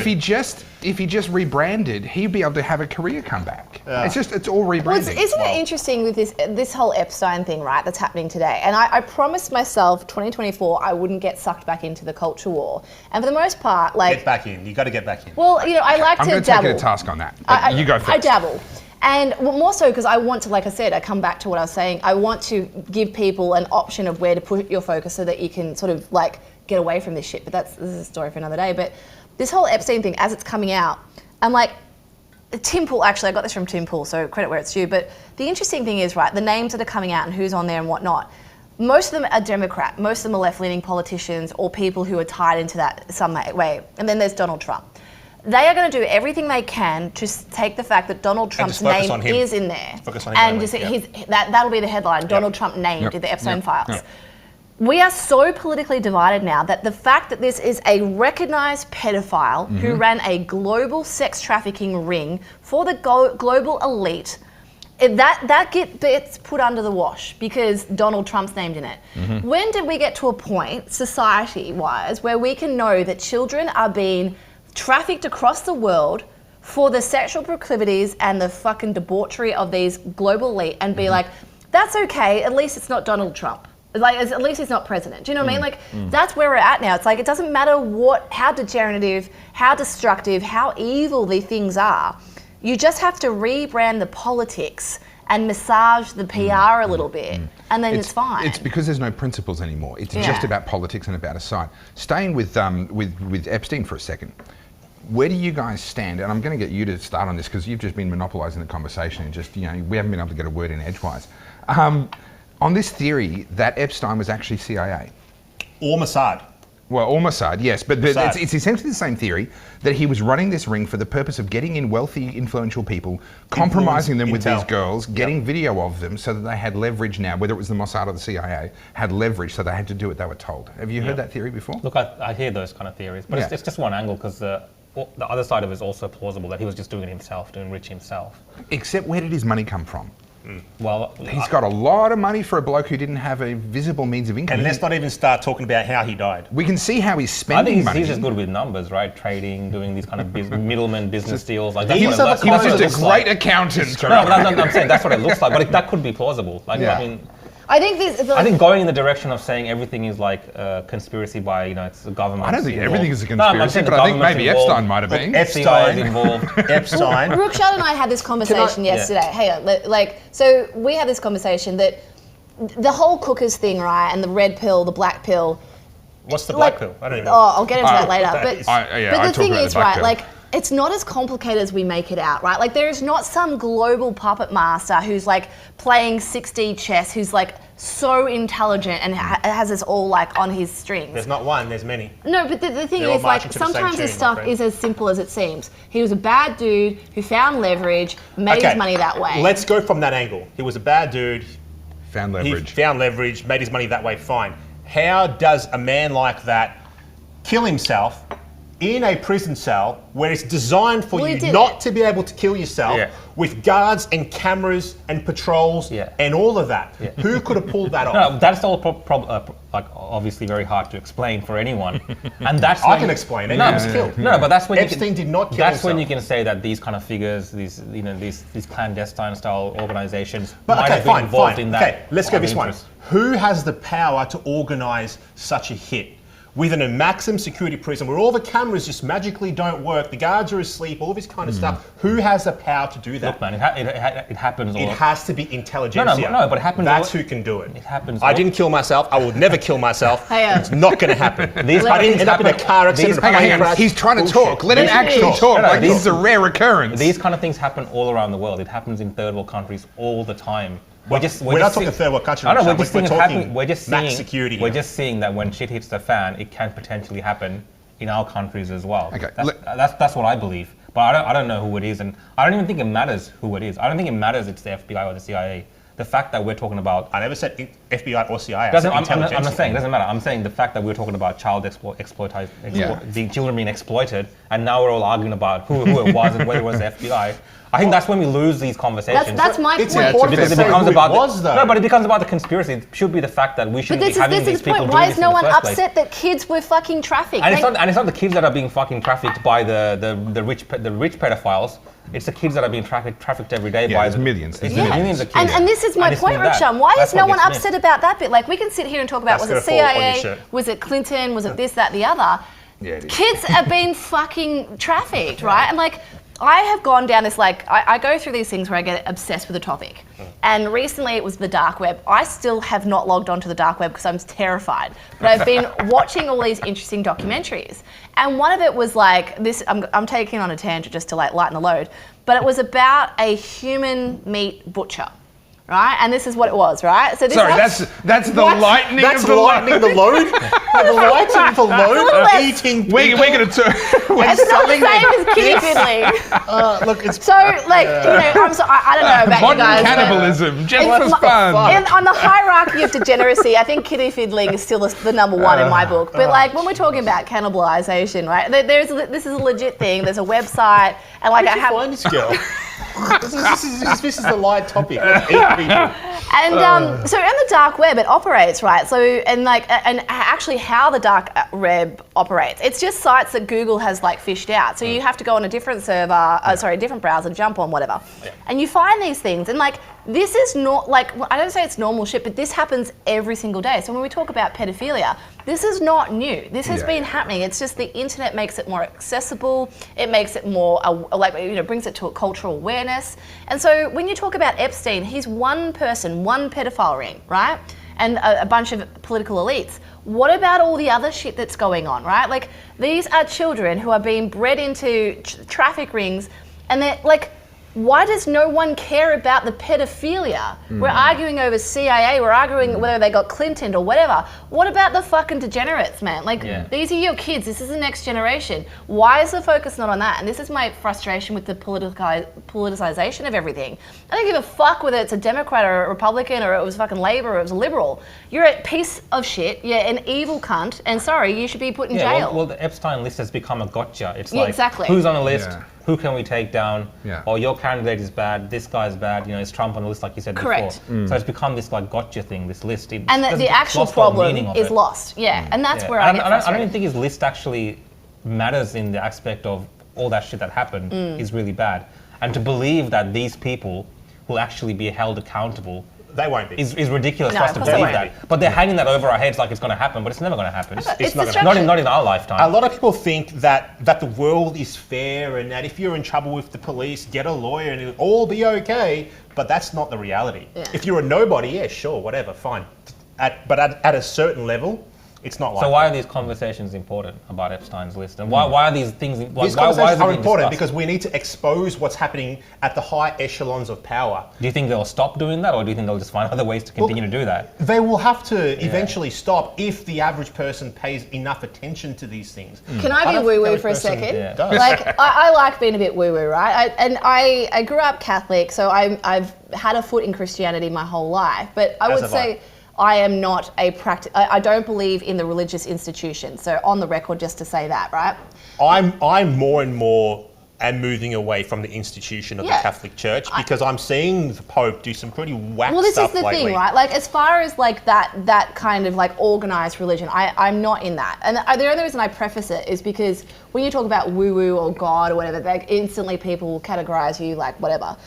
I like to look into that, right? And whether you are looking into the proper woo-woo stuff, like the spiritual world, or you want to go down like the numerology, astrology, and whatever, like everyone has their spiritual grounding, right? Whether you're a Jew, Muslim, whatever. The way I look at things right now is I have a genuine frustration because we have a lack of values and a lack of people aligned to anything themselves. People don't have anchors anymore, right? And if anyone's ever followed me on my social media, I talk about this all the time because if you're not anchored individually, you are being pulled into someone else's orbit, right? Yep. And so that is why we are having these arguments. And when you talk about these global elites and the House of Cards coming down, I do believe, and I'm optimistic, I'm an eternal optimist, that people are starting to wake up to their own lack of values. They're starting to realize they're unhappy, they're depressed, they're miserable, their life sucks, and it shouldn't have to be that way. And what I've been trying to encourage people to do, and I think a lot of people are also finding this just via nurture and nature, if you start to recognize what the fuck it is you stand for, and like you and I might have totally different values, but the fact that you have values and I have values makes it easier for us to get along. Correct, yeah, correct. Because we're not going to be like either polarized or, you know, put under each other's spell and just become in an echo chamber. So what I'm hearing there is we need a return to the Holy Roman Empire. That's what I'm hearing right here. That's what I'm hearing. well, I mean, before the debauchery. You want to talk about orgies, mate? The Romans were full into Before the that. debauchery. There were a lot of pedophiles. before I was going to say the Roman Empire fucking loved orgies. That was the Greeks. The Greeks. So, I don't know what you Greeks got up to. So it's an interesting point though, because when someone has values, you know where they stand, and it gives you a level of confidence with someone. Well, Even if you it's like, know in advance that you disagree with them, at least you know where you stand with them. 100%. But also, they're consistent. And this is why I know people... Can I ask a question? Yeah, please do. Can we all... Would all of us be comfortable in saying what our faiths are, or is that I'm too... comfortable. Yeah. I'm a Roman Catholic. Sure. Go. I'm raised in the church, still very much a practicing Christian to this day. Yeah. You? Yeah, I'm a Roman Catholic. You? I am a Roman Catholic, but I don't practice. All good people. Still. You're all good people. Oh, you include me, great. Yeah, no, Christians are all right, of course. You're casting a wide net, I appreciate that. Look, at the end of the day, everyone's a Christian, right? At this time. I was going to say, I'm going to Okay, be blasphemous here because, like I said, I do not participate in the Catholic Church whatsoever. But what I did take out of that was those Judeo-Christian values, and they have been heavily part of who I am and what I am. And this is where I come into a lot of problems, both in my personal life and my work life, because I am unrelenting, I'm unyielding, I am steadfast in those values to the point where I have cut my nose off to spite my face because I'm like, no, I cannot do that. There are so many times in my entrepreneurial career where I could have gotten a leg up or gone ahead, but there was just something there. I was like, stopping you. I can't do it. And part of me used to get really angry at myself. I'm like, Carly, just fucking do it. Like, I'll give you a really, I can relate to that. I'll give you a wholesome example. And when I say wholesome, it's not wholesome, but like a perfect example. In my old clothing company, the trend came out for this whole seamless look, scrunch bum leggings, right? And for those who don't know, isn't that still a trend now? Well, yeah, it is. But this all started in like, I think 2017, 18. And any normal, responsible clothing company would have gone, that's the new trend, let's jump on it. And I was like, absolutely fuck no. I am not doing that. I'm not making that. Gym gear these days is basically like Underwear. borderline pornography. It's underwear. So But- I would like to find the person that normalised the wearing of yoga pants in public and buy them a beer, and then find the person that normalised the wearing of oversized yoga pants in public and punch them in the face. I was like, Those I'm are two very literally different wearing leggings. experiences. It depends who's wearing it, though. You know, let's be honest. The thing is with this, right? Like, and As long as it's not Gorlock the Destroyer, we're all good. everyone knows what you're talking about. Are you too. guys going to get Gorlock on the podcast? Gorlock on the podcast. Can you? Be interesting. Gorlock the But Destroyer. like, my point with the whole activewear thing, right? Like the point I was trying to make is it would have been so much easier if I just had have adopted that, made it, and I would have made a shit ton of money. Yeah. But I couldn't do it. And it actually was a bad decision. You know, it cost the company money. And if I was on a board, I would have fired my ass. Yeah, makes sense. You know? Makes sense. No, I can completely But that was just agree a with simple that. example. Completely agree with that. You know, But you also have to live with yourself. Yeah, and I was just like, fuck no. Yeah. To this day, I'm still like, absolutely fuck no. Yeah. No, it makes sense. You've got to live with yourself going forward. You know, I mentioned Dick Smith earlier. He had a thing called the Wilberforce Award. When you say Dick Smith, do you mean electronics Dick Smith? I mean, electronics Dick Smith. Yeah. So he reaches out to me, having seen some of my videos back in 2011, 12, something like that, 10 years ago, more than 10 years ago.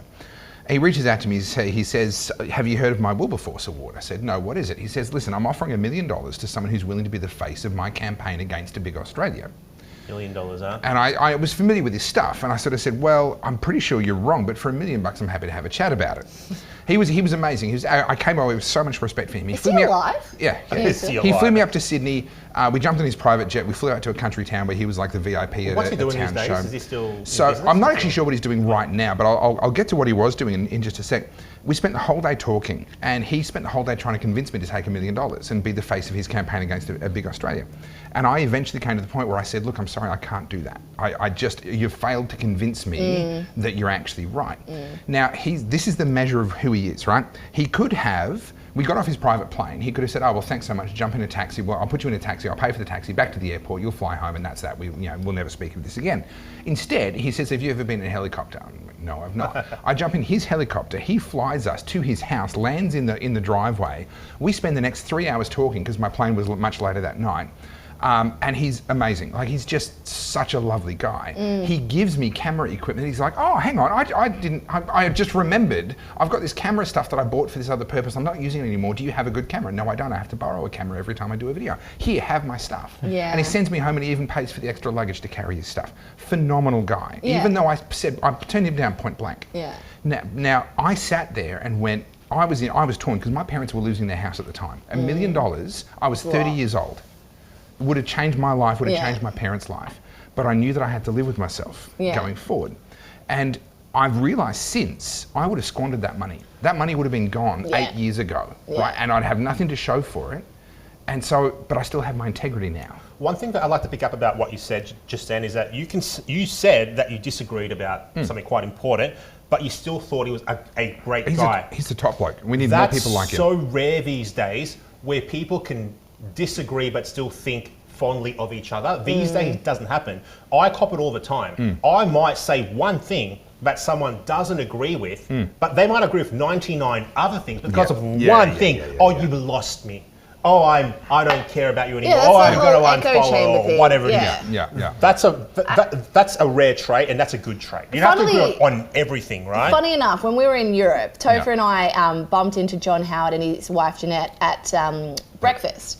And and I'm probably going to piss people off watching this. Like, when John Howard was Prime Minister, I was a kid. I remember him being on the TV. I remember him running around in his tracksuit. I remember as well. Like, I don't know enough about politics back then to have a proper conversation. And the reason I preface that is because I took a selfie with him because I was like, it's John Howard. It's not every day you have brekkie with a friggin' former Prime Minister.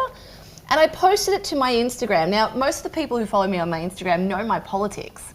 But that photo of John Howard triggered the fuck out of them. I lost 200 followers like instantly, like, nah, fuck this, you've lost me here, this is ridiculous. And I was like, it's a friggin' photo. Are you freaking paralyzed by your, like... That's a real issue with people. I mean, they couldn't handle it. I'm like, it's a photo. Look, a person who's grounded and all these kind of things should be able to disagree with someone and still be... Or just swipe past, good with that person. Yeah. It's just keep swiping. It was like everything was like polarized now. Everything that I stood for came undone because I had a selfie with John Howard. People said to me, oh, why didn't you ask him about Port Arthur? And I'm like, well, because he'll tell me exactly the same thing that he's said in 100 other interviews already. Like, he's not going to tell me something different. And also, that's not really a breakfast conversation. Well, it's like, we were having pancakes. It'd be rude. Yeah, the whole Port Arthur thing's a bit shady to me, but we'll save that for another time. In the context of that sort of a moment, it's like, what, do I have to run around in my whole life just picking fights? Yeah. Like, do I have to see somebody and go, I agree with you about 70% of things and I disagree with 30% of things, so I'm going to attack you on the 30%? Yeah. Oh, Rukshan, I've got a question for you, because I know, like... Because you're trying to get him talking as well? Because no, he's currently freeloading? I'm listening. He's freeloading off us, is what he's doing. The conversation with Rukshan's different, because you got, like, Topher especially, like, your platform is talking about this stuff, and you're a senator, right? Sure. So, like, that's your job description. Rukshan and I are creatives, we're both photographers, and we had businesses prior to all this sort of stuff, and then we've now come into the cultural war and we're talking about this. Rukshan, you have quite a following on your socials, right? Whether it's Twitter or Instagram. Thank you. And I have, you have way bigger following than I do. Now, we get called grifters all the time by our people who disagree with us. Grifters. Because we're like, taking a pay cut. we have free enterprise, and whether it's like, I'm selling my photography and my courses, you're selling your photography and what you're doing. How many people, be honest, how many people have approached you with you trying to sell something? Here's some grift. I'm going to make a really good point, I promise. Have you had people approach you to sell something, to publish something, and get paid for it? Yeah. Topher tried to get me to grift his book, which I'll do actually now for free. Because I haven't done it yet. This has got some exceptional photography on the front, I must say. Good people break bad laws, but look, no, there is lots of people that come up and they want you to do things. And you say no to a lot of it, yes? To almost all of it. And the reason I bring that up, right, is because I get called a grifter all the time for doing what I actually am. I hate saying this now, but I have a degree in it. Like, that's my fucking profession. I'm a photographer and a graphic designer. And I get called a grifter for doing exactly what, like, my fucking career is. Oh, she's a grifter, she's this, that, the other. I have been offered big chunks of money to do things on my social media, and I've said no to all of it. Like, I could easily have made over $1 million last year if I said yes to them all. Now, I can't do it, and that money, like, you make a really good point. Because I feel like, and I could be wrong, but like I feel like you just made a little sparkly thing. Yeah, smoke rings. That's fancy. Yeah. You remind me of the caterpillar in Alice in Wonderland. Is it the caterpillar? That doesn't. I'll take that as a Can compliment. you do it twice though? Not in a row. Not in a row? That was only my second one for this cigar, unfortunately. I don't even know how I'm you not do that. consistent. I'm not consistent with them. I Like, get excited love how every time I do distracted. one. I'm like, That probably oh. didn't come up on the camera. But Yeah, I I saw get it, excited every time I I do saw one. it too. I was right? like, oh, what was I talking about? You were talking Oh about... yeah, grifting. Yeah. So the reason I bring this Your up favourite topic. is like people need to know, right? Like, it is so easy to go do an OnlyFans or to go and like, OnlyFans. like I had a adult, what do you call it? Like an. You do well. You do very well on photos of my OnlyFans. feet. Yeah. I was going to say start every one- now and then I'm I gonna look at start my one next week. toes and I'm like, you know what? I was going to say something, I can't say it, but we talked about this yesterday. I don't You think can it's right. say it. Why can't No, you it's say not. it? It's like I don't if know you what thought this is. human meat was weird, this Don't next hold one- out on me. I can't. Hey, I you've told me stories about rosebudding. So there is I can't be the girl there that's is saying all the nothing you can decrepit say shit. that Okay, will so shock me. apparently there's a real market for glass tables and defecation. Oh, right. Yeah, take that as you will. That's a thing. I didn't know there was a big market. I've only spent a couple of thousand on it, so I didn't realise it was a big market. Well, I just thought apparently it was a very small 1,500 one. is the going rate Yeah, per defecation I've onto a been glass ripped off table. then. What the? Dude, I don't know. Why do I don't know this person. I've just met her. No idea who she is. Carly's all Don't right. email me. Carly's Don't all call right. me. It's the people Carly hangs out with that you've got to worry about. Including Well, at me. least I'm Including honest me. about it. Nah. So, back to my grifting comment, right? Like, there are so many. Fuck, man. I get fascinated by shit, and I look into it, and then I'm Oh, like, yeah, I wish I 1,500 did bucks. it. Yeah. But my point is, and this is why I asked Rukshan, right? Because there's definitely time, like, perfect example, creatives over December, Jan. It's pretty quiet. There's not a lot on the books. There's not a lot happening. So you have to know, if you're a smart business owner, that you have to make hay while the sun is shining during Sure. the bulk of the year, because you have to ride out those quieter months. And so I got an offer a year or so ago now from an adult company to promote their sex toys.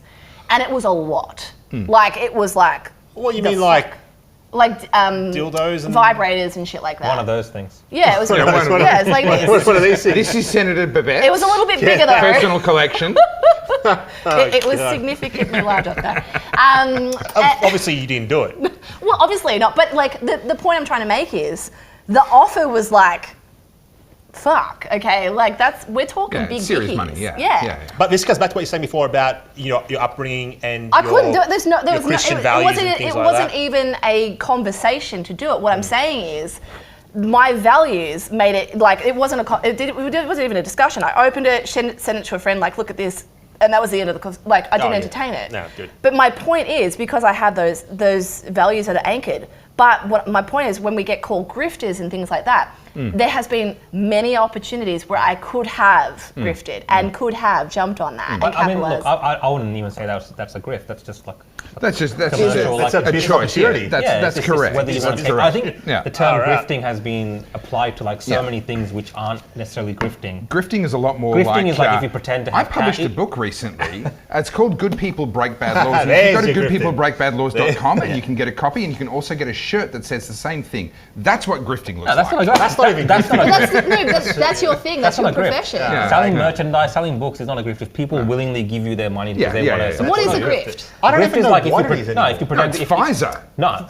There's No, you grift. you're looking for government. grifters. There's a grift. You're looking yeah. at the big pharma Let companies. Rukshan explain to you. Sorry, What is a grift? sorry. He's No, trying to talk. Let him some talk. people pretend their kids have cancer and they'll raise money. So like a Oh, Bell yeah, Gibson. okay. Yeah. Yeah, that is, I don't know, did Mel Gibson do that? No, Bell Gibson. Oh, Mel Gibson. right. Not Mel Gibson. I heard the same thing as you. I'm like, what? I heard that. Well, I got accused of being Bell Gibson 2.0, and the sad thing is there was no truth to my story. So like everyone was like, she's a con woman, she'll be in jail next year, and I was like, I don't know who Belle Gibson is. You know, she's the chick that said she had cancer, brain cancer, and she started that like wellness platform. But she got charged or something, right? She got done for it. Well, she got charged for fraud, but she's not in jail. Okay, yeah. Or maybe I don't know. I don't know enough about that. But That's more like that's a grift. That's more grift. That's a grift. That's an actual grift. Yeah. So it's criminal. So grift is criminal activity. It's not criminal necessarily.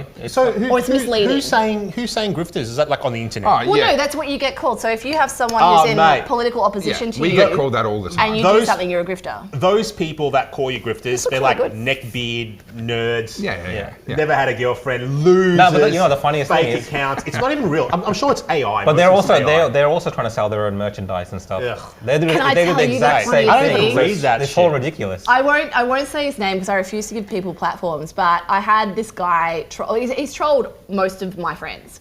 And he picks those of us who are, like, I'm not even conservative. I don't even know what you call me. Like, I'm just centrist. I am. I'm average Joe in most things. Just an average person from 40 years ago. That knows about defecating on glass tables. Well, apart from that, but now these days, if you're normal, you're a hard right, right wing, whatever. Yeah. So whatever I am, right? I'm not progressive left because it's progressive left or Nazi. They're your options. Yeah. And so this person, coloured hair.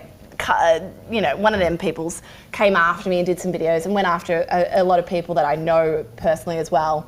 And the first thing they did was state my political beliefs. So I'm obviously a Nazi, I'm a transphobe, all the things. And then I'm a grifter and all this sort of stuff.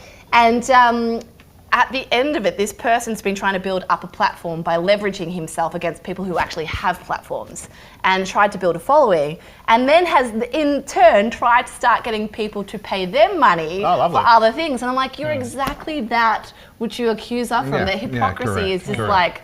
The hypocrisy on the left is wild. Yeah. And this is why I refuse. I never say names in my trolls. I never share their profiles because I'm like, no, fuck you. You are not leveraging me. Let's expand on that, right? Yeah, it's 100%. Like the Democrats, calling, Trump someone who's going to steal democracy and all of this kind of stuff. Or you remember they said he was going to start all the wars? Yeah, it's what they did. He started no new wars. In fact, he tried to put his Obama that's killing American fucking citizens. You know what I mean? Yeah. Yeah, I mean. Actually, can we just talk about something lighthearted? No, hang on. Last time you said that it was glass tables and defecating. I don't know that I trust you anymore. The Obama movie that came out on Netflix, what was it called? Barry. The best Obama movie is this. Forget that one. The Obama Deception by Alex Jones. The best Obama movie ever made. Okay, no, this is a Hollywood movie. This is like an end of the world one. Yeah, end of the world. I've seen it. With Julia Roberts. What's it called? Yeah. End of Day, not End of Days. It's on Netflix. It was like End of Something. Yes, I've seen it. I watched it. And there was if you're alert to it, there was just the token wokenisms, right? My favourite one was the daughter saying that she never trust white Friends people. And all that. It's the black daughter of the intelligent, sophisticated doctor who's the black man. Yes. I've seen that movie.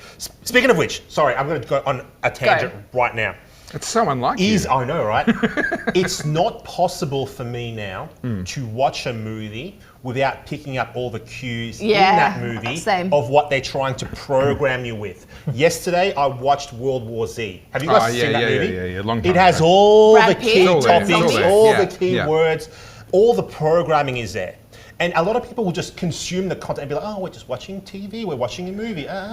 But if you have to look beneath. It's funny you say that. So Netflix at the moment is promoting all these movies from the 90s, all the good ones, like A View to Kill and Seven, and all these ripper 90s movies, right? I've just been going back and watching them, they're good movies.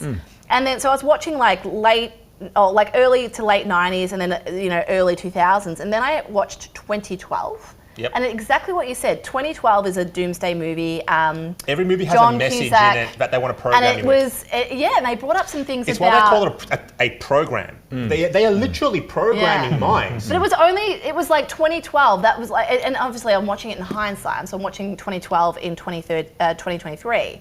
But it was interesting, I was like, oh my God. It was there the whole time, but I'm aware of it now. Yeah. Whereas none of it's not in those 90s movies. So can I just pause everybody? Is Ben still here? Can we get another G&T for Rukshan? He's run dry, and I'm just a little bit worried about him. That he might be dehydrating while he's sitting here. Let's go back to World War Z. Thanks, man. Okay, all right, and then I've got something to say on what you're talking about with the World older War Z. movies. Yeah. You got the UN in the movie as the saviour. You've got the WHO also coming in to save the day. That's true of many pandemic-style movies, which most zombie movies are. They're a pandemic-style movie. But the big focus on the UN, the WHO, the vaccine's going to save you, all this kind of stuff. Yeah. Crazy. You know, climate change is part of the thing as well. Global warming. It's all there. It's all there. If you look at it from the point of view of someone who's awake to these kind of programming concepts, you just can't watch movies the same. So about 12, 13 years ago, I spent a year studying acting. I had hopes to be an actor, and then I realised it was a closed shop, and someone with my politics was never going to make it anywhere, and regardless so you of grifted talent. instead. Unless you are, you know. Yeah, no. Like I said, someone with my you're politics paid wasn't going to make opposition. it. You're paid opposition. We're all actors. So I started acting for a year, and as part of the course, of course, we had to watch an episode of a specific episode of TV every week would be chosen. We all had to watch it, come back and talk about it, break it down, talk about the acting performances, the script, and everything else. And so on one particular occasion, the episode we had to watch was a show called The United States of Tara. Now it was about the main character. It was an American show. The main character Tara was not bipolar. What's the one where they've got actual like split personalities? Schizophrenic. And I think 7 different personalities. And the lead actress was amazing. She played these characters, and she broke from one character to another. She was incredible. But in this particular episode, we get introduced to this young, charming guy who's talking all about Ron Paul.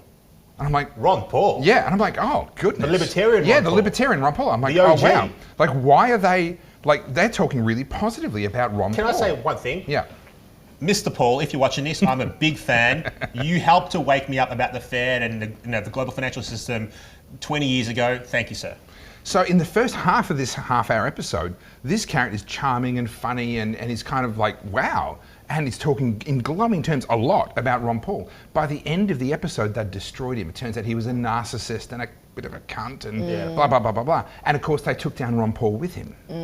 And so I went into class thinking, well, this is going to be an interesting conversation about the way that television is being used to manipulate our political views, etc. Yeah. Not one other person picked up on it. And when I said it, they all looked at me like I was an alien. It was like, what? What are you even on about? It's like, that was the point of that episode. The point of that episode was to take down Ron Paul and to tell you subliminally that if you meet someone who likes Ron Paul, they're probably a closet. Doesn't matter how charming they are, how attractive they're probably a narcissist. They're probably horrible. You should cut them out of your life. Oh my God, can we talk about that? Talk about tangents, narcissism. I am so sick of people taking psychological terms that they've seen on Instagram or fucking TikTok and applying it to everyone and everything. Like, have you noticed how everyone now is either a narcissist or they've got ADHD?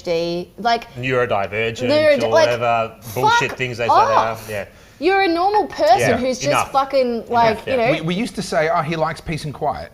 Yeah. You know, he likes his own why company. Is that though? You know? Why are they pushing these kind of things? Because there's money once you give it a name. Well, this whole thing about narcissism, right? Like, I will say this, as someone who is on social media, has a social media following, like there is elements of narcissism to it. You have to be self-focused. But narcissism, when we talk about the dark triad, is completely different to like being narcissistic, right? Yeah. And so when people talk about, oh, that person's a narcissist, it's a derogatory slur to make you feel less than or whatever. I'm like, no, you are, and it's the same thing I feel about when we talk about everything's racist, then nothing's racist. If everything's sexist, then nothing's sexist. Yeah. If everything's narcissistic, then nothing's narcissistic. And there are real narcissists in this world. Yeah. There are real Machiavellian people in this world. There are real psychopaths in this world. Yeah.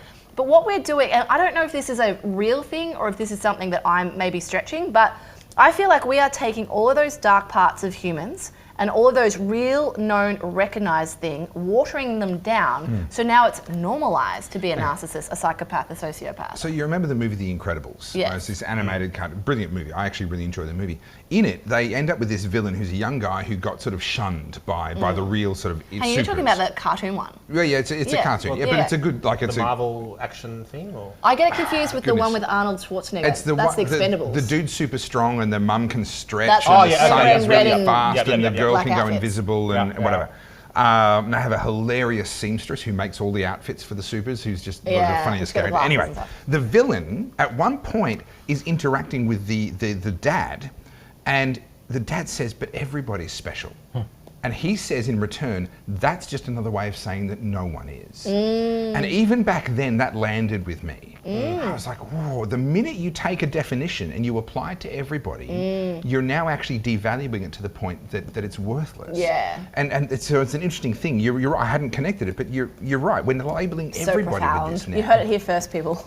Yeah, but that's what I feel like, right? Like if everyone is, what do they call themselves? Like spicy minded and like neurodivergent. They're like, what do they call it? Extra Neurospicy. or whatever. Yeah, I don't know. They're like TikTok terms for it, Yeah, right? yeah. So they're neurodivergent, they're ADHD, they've got this, that, the other. Like I had a young assistant working for me, and she's a prolific TikTok person.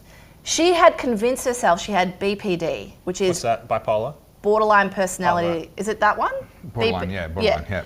Just from watching these fucking 15, 20-second reels or whatever they are on TikTok of people talking about it. You know, have you ever walked into a room and forgotten what you were in there for? You've got BPD. You know what? This is actually a very, very good point, all right, that you just made.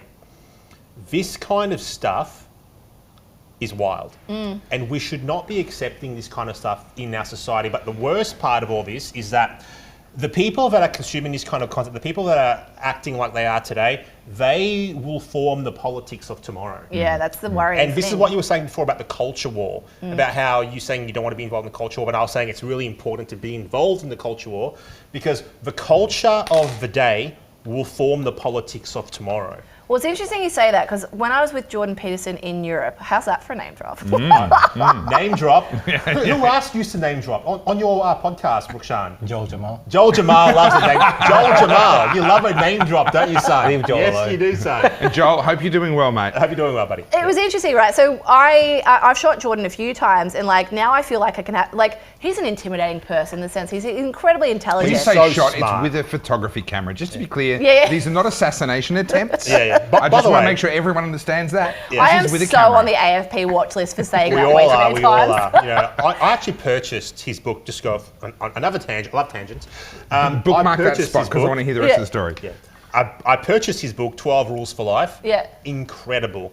This guy You need is a too dictionary to read it, smart though. for society. He's too intelligent. Anyway, It's on my continue. to-read list for this coming year. It's not an easy read. It's a not hard an read, easy and like he is obsessed with the novel Crime and Punishment, and I went out and booked the top 100 books of all time, right? And I've got them all sitting there. Every time I pick up Crime and Punishment's like this big. Yeah. Every time I pick it up, I'm like I cannot get into it. It's another War and Peace. It's the hard. same- Yeah, same War as and it, Peace yeah. took me like a year to read. You know, yeah. but what's his name? Dostoevsky. Dostoevsky. Sorry, my Russian's not good. You know, the language and the alliteration around everything and like the convoluted storyline that then connects to this and then comes back and then you come back to the It's actually plot. beautiful, but you've got to have the headspace for it. Yeah. And if you're trying to read it in little bits and then pick it up again a week later, you've got no You chance. guys bring up another good point right there that people need to read more because reading absolutely. builds your intellect. Well, reading I heard a makes funny you thing. think in different ways. Someone made this comment today. Doing your own research used to be just called reading. Yeah. Right? People have to read. People Yeah. don't read anymore. They just consume Read 15-second books. clips on Instagram or Like TikTok, whatever. Yeah, read books. Yeah, Thanks, exactly. Carly. Appreciate it. All right. Read this book. Grab that bookmark and let's Back go. to Jordan Peterson. Yeah. So the first time, like I met Jordan for the first time in Melbourne, and I've got nothing but positive things to say about him. He's a lot quieter than you expect him to be. I expected him to be, I don't know, like extroverted and a little bit more like not overbearing. Those in a sorts negative of sense. people are not. No, he's not. He's Yeah. very meek. Yeah. And he's very like, I would almost say timid, right? I'm an extrovert. So whenever I'm in with a client, I always, a bit like a court jester or a chameleon. You have to reflect back what they are to get the best out of your client. So the first time I met him was that, and then I met him for a second time with Topher, and we went to the studio. We watched him with Piers Morgan. Piers He Morgan. did it, yep. And that was interesting to listen to, whatever. And so I shot him there, but I was on Jordan's time, as in, like, we're in the studio, whatever. So the conversation wasn't as flowy. But then the third and fourth time I got to work with Jordan, he was in his hotel room.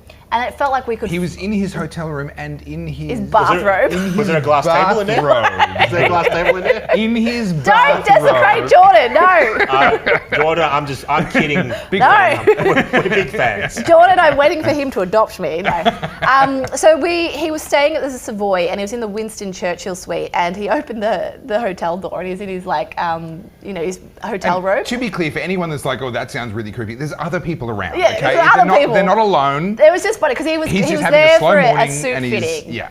So we got there, we had his suit with us, and we were shooting. So I was working with the guy that makes all of Jordan's suits, Dimitri from Look Good, Feel Good. I love Dimitri. Yeah, he's amazing. And so we went there, and it was like, finally, it was like we weren't in work mode. Do you know what I mean? It sort of set the tone for a more casual conversation. And as we're going, he's getting his suit fitted to him. It was a Joker suit, so we're having a good conversation. Now Jordan is a proper academic. And a lot of what he references and material-wise, he's what academics should be. It's not what they are now, right? What they should be, yeah. And I don't necessarily feel like I can hold my own in those conversations. I try to, but we're having these conversations, and we're talking about the Joker, and I was talking about the Christopher Nolan movie, The Batman, and particularly the Heath Ledger Joker. So Batman Begins. Yeah, is it Batman Begins? Begins, yeah. And then. Good ones. Yeah, and then Jordan and I started having a talk about, he's like, you're a photographer, blah, blah, blah. And I said, I'm building a online university called Six Figure Creative where I want to help set entrepreneurs up for success with actual, tangible, and for those who are wondering, skills. This is what grifting looks like. Yeah. Carry on. Plug. It'd be grifting if it was actually launched, but I've got nowhere to direct you. But I said to Jordan, this is a real focus of mine because I work with so many up and coming people who want to be entrepreneurs, who want to be small business owners.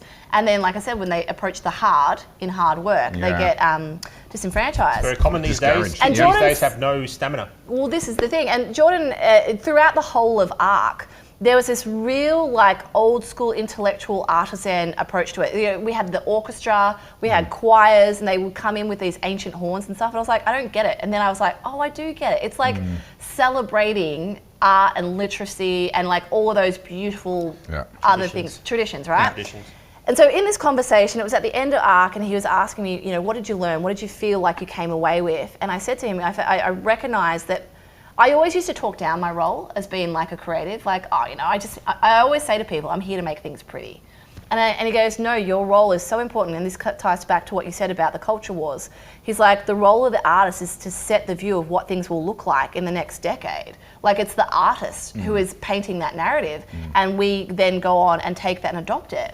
And you look at postmodernism, right? You talk about debauchery. It came out of art schools. That's exactly where it came from. Yeah. All of this stuff that we are now talking, all of this progressive stuff came out during the postmodern movement. Yeah. So whether you had your degenerates like Andy Warhol and all those people, Studio 64, is it 64? I don't know. Yeah, whatever it is. 54, and whatever. 54. Like all of those things, right? That postmodern movement was where all the boomers were, teenagers in the early 20s. And they are now the people in politics and power today who are there like, it makes sense. You can be a cat, you can be whatever you want, right? This is what that looks like over 40 years. Yeah. And so when you talk about the role of the artist today, people like, I'm probably at the later stage of it, I'm almost 38, but the people coming up under me, they are setting the tone for what this world will look like in the next 20, 30 years. I love how you think 38 is old. Like you say that like 38 is old. I've got grace. Like I'm the old man of the group, I'm pretty sure. How old are you? I'm 41. Ooh, old man. Yeah, I'm pretty sure I'm the old man of the group. Same as Now, I've got to pause here for a moment of grifting and say that three of us went to ARC, that's the Alliance for Responsible Citizenship. The Aussie Wire actually sent us as a delegation. Oh, good work. I don't think that's how you smoke them. Yeah, good work. I don't know much, but I know that. And unfortunately, our fourth team member who came with us, Rebecca Barnett, phenomenal journalist, look her up and find her Substack and read it, wasn't able to join us, so we had to substitute her for an inferior option in the form of Senator Ralph Babet. But I've wanted to take you to task on this culture war thing. You keep coming back to the culture war. I want to take you to task on this because I find it very hard to get excited about the culture war. There are certain elements of it that I go, okay, yes, kids pretending to be cats, and it's not so much that, it's the adults humouring them that bothers me. So there's elements of it that I do. But I find it, I'm a libertarian, not a conservative, right? So I go, what you do in your bedroom, what you do in your home, what you do that isn't hurting other people is your decision to make. And the government really should not have a role in deciding what that is or is not. That's the role for each other. And one of the reasons why we fight so hard, let's go, you mentioned the gay marriage bill a little while ago. One of the reasons why we fought so hard over that, I don't think that from a conservative perspective, that wasn't lost with the gay marriage bill. That was lost back in the 1950s, where the government introduced a marriage bill and made it a government institution rather than a religious one. Yep. And then John Howard in the 90s introduced that into it, that it had the definition of being between a man and a wife. And I can remember, I grew up in the church, I remember Christians celebrating. And even back then, I was a conservative back then, right? I've migrated now, but I was a conservative back then. But it sat uneasily with me because I said, once you celebrate the government defining what marriage is, you've now fully handed over to a secular institution, something that in my view was always supposed to be sacred. So for me, a lot of the culture wars is actually because we simply give the government too much power. We allow them to define things that they really have no authority to define. I could not agree more. And, you know, I would like to describe myself as a conservative, but I'm not full-blown conservative. There are elements of the way that I think that you've got a little bit of decency in you. Yeah, that's right. There's a little bit of good in you. A bit of a mix, right? But I really don't think that I hate the government, even though I am involved in the political process. I cannot stand the bastards. I think that the government should be as weak and as small as possible. Preach it. And what we should really be focusing on is, human flourishing, human entrepreneurship. People have to be the masters of their own destiny. I actually think, if I really think about it, the government's only role. Let's go from what you were saying to a more practical kind of view. Sure. The government's only role should be the enforcement of contracts between private citizens.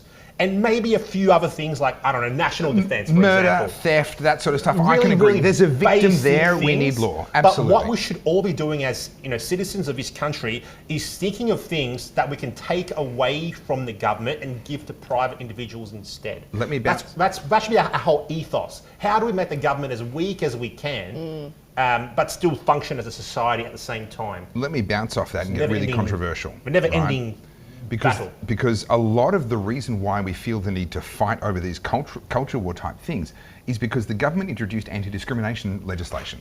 Well intended. But what they did was they took away from us the ability to actually use a social sanction.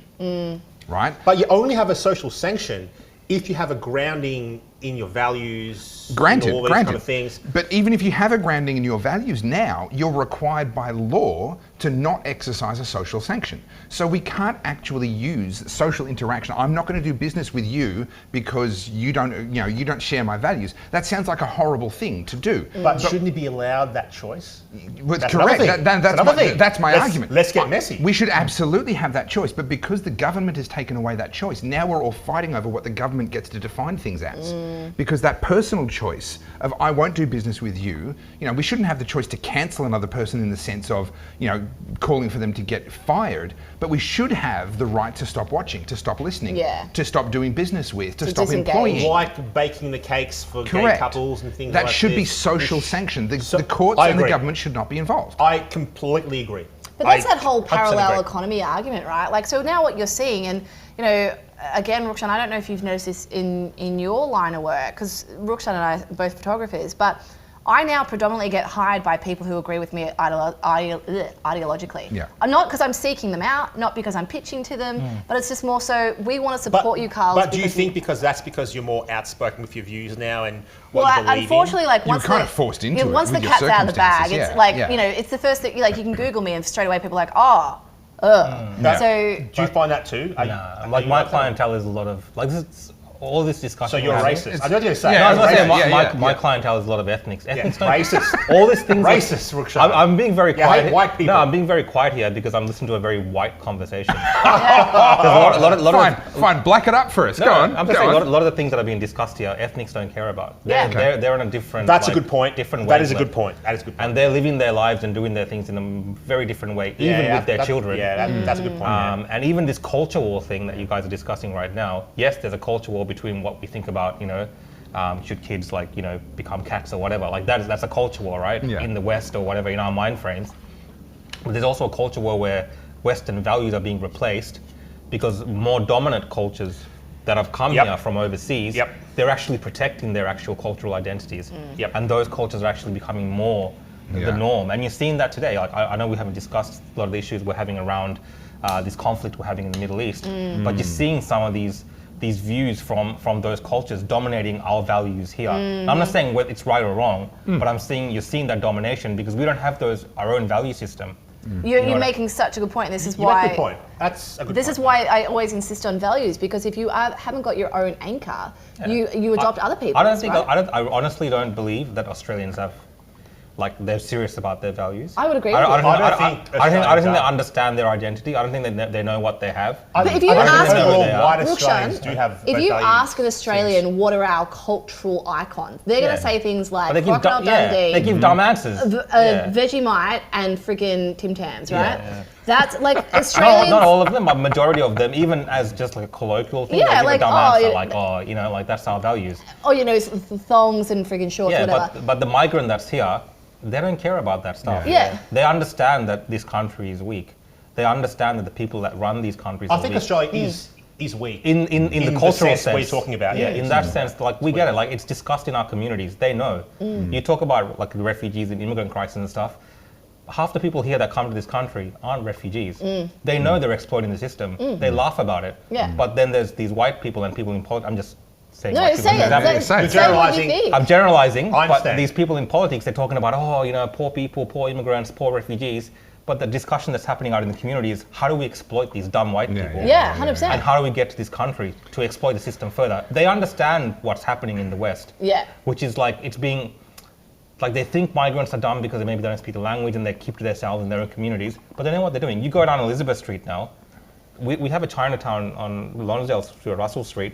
Elizabeth Street is now a Chinatown. Like it's literally all Chinese Asian shops. I'm not saying it's a bad thing. Yeah. I'm saying that change is it's a happening, reality, yeah. and those communities are doing their things. They have their own Uber service. Yeah. Okay. Like you know what I mean? I'm not- Because we're distracted by we're all distracted, this but nonsense. those communities are growing and they're continuing on. Yeah. And they're doing what they have to do. Yeah. So- It makes sense, Rukshan. Two quick points on that. One of the things that really stood out to me, and we've talked about this before, that when it came to the protests, the people that were actually willing to put their balls on the line, right, and actually get all out there, and ethnics, it was there were two groups that were massively overrepresented as a proportion of their population: Christians and first and second generation immigrants. Yeah. Massively overrepresented out there, willing to put themselves at risk in order to stand up for something. Yeah, but it's for a different reason. Because I have Oh, those same granted. I have those same ethnics now messaging me, telling me, "Hey Rukshan, why aren't you coming to the pro-Palestine protests and covering it from our side? You're brown. You're one of us." Yeah. Yeah. And my discussion with them now is actually no, I'm Australian. So there's a different reason for what I'm doing. Interesting. So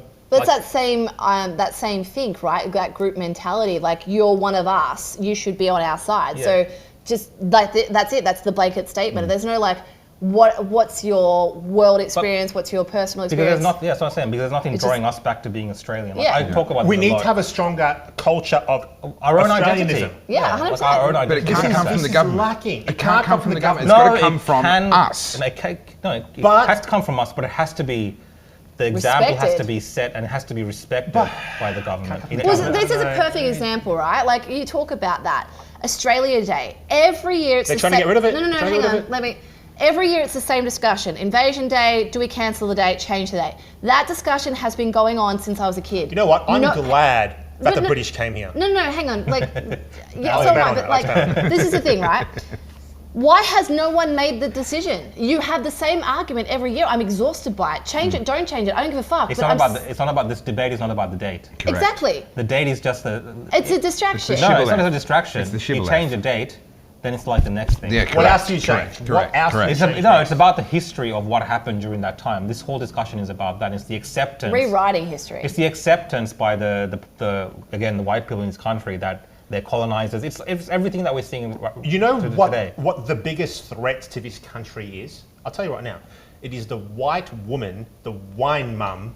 Wow. That is the biggest threat. The to teal. You this heard it here first. The No. white Senator woman is Babet. the biggest threat to It's not the Australia. white woman. I use white as in a general term. I understand what It's you're the saying. indoctrinated people that have grown up. And Like yeah, my that's right. generation. It's the doctor's wives. The doctor's wives, It's the middle class. the people that well-off think that- white yeah. woman. That's Okay. the biggest threat to I our don't think nation it's like- right now. I- Rukshan, Hey, whatever. Bro, No. Hey, the white man's talking. Listen. Yeah, The brown man. I mean, yeah. the brown man's talking. I Listen. run into like a lot of. I do a lot of different types All of. these woke Bro, it's ideological in kind of every people. community. It depends on their level of education. But who's in charge right now, though? No, it's the more educated they are, the That's easier what I mean, the they more will educated. work. Correct. Yeah, And the more generally, educated. They have a white women. Okay. I'm being serious. So let's It's a huge threat, let's duck man. back in history. During the 1920s and the early 1930s, eugenics was a massive popular topic in the US. It was the doctors' wives, those with privileged upbringings who had married well and come into money, that had time on their hands, that were forming eugenics societies. That comes back to the point I made before about these people do not know true difficult times, right? Like Australians They don't know are difficult times. so That's a good point. spoiled.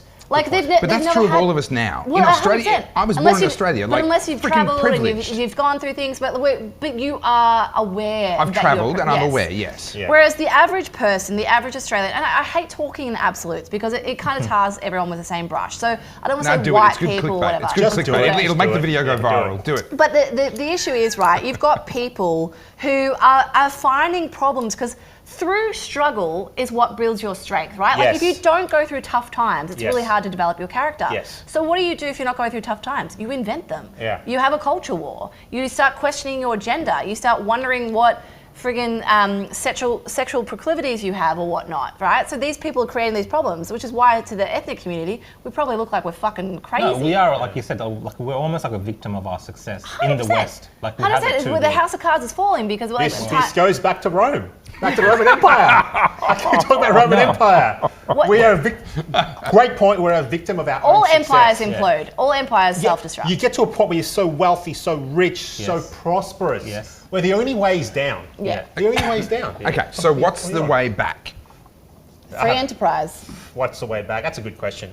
That question is better than what we all think it is right now, but that's a great question. I think a lot of it has to do with education. I think it has to do with the younger generation. Yeah. You Also patriotism. Loving your country, You- which is what the elites But hate. blind The elites- patriotism. No, not blind. is I'm not dangerous. saying CCP levels of indoctrination in schools, but you're seeing that Is the those, CCP wrong though? no, I'm not saying you're seeing They love their nation. Those children, they learn the basics. They're not learning this crap that we're learning here. No, they're not. You bring a kid from overseas and you put them in the schooling system here. When they're like, in their teenage years, they will excel. Yeah. Because they find Okay. all the work very simple. Because that is the focus of those countries' education. Yes, please. One other thing. We have lost that focus, at least in I Australia. want to expand on that, Rukshan. Exactly what you're saying there. When you talk about education, I put up a reel about this the other day, and the amount of people who messaged me from it, and like, I get so. What was the real? So the reel I talked about, if you're a Gen Y, you were born between, and people get offended when I say this, but 1981, I didn't set that date, that's just the global statistics, right? So 1981 to 1996. So we're all Gen Ys. Yeah, and a lot of the people born in like 81 and 82 get really upset that they're Gen Y, but sorry you are. I didn't set the rules, I just anyway. At least we're not millennials. No, that's at what we are. least. Gen Ys are millennials. That's what you are. I thought millennials are from the mid-90s. No, that's Gen Z. Well, This is why everyone gets offended. Anyway, back to the reel. So the reel was basically talking about Gen Y or millennials did exactly what we were told to do. We went to university, we got educated, we're the most educated generation there's ever been, and we are the poorest. We only hold 4% of global wealth, Well, right? own nothing, be happy. So Well, but this everyone is the seems to thing. be pretty We happy. did what the system told us to do, and the system told us to get educated, get your degree, you'll get a better job. And the truth is now it doesn't. So when you talk about helping the next generation, push them into trades, free enterprise, get a life skill that, let's just talk in absolutes for a second. Let's say the world goes to shit, it's an apocalypse. The only thing that you have that's transferable is your skills. How useful are you in the apocalypse? Yeah. Right?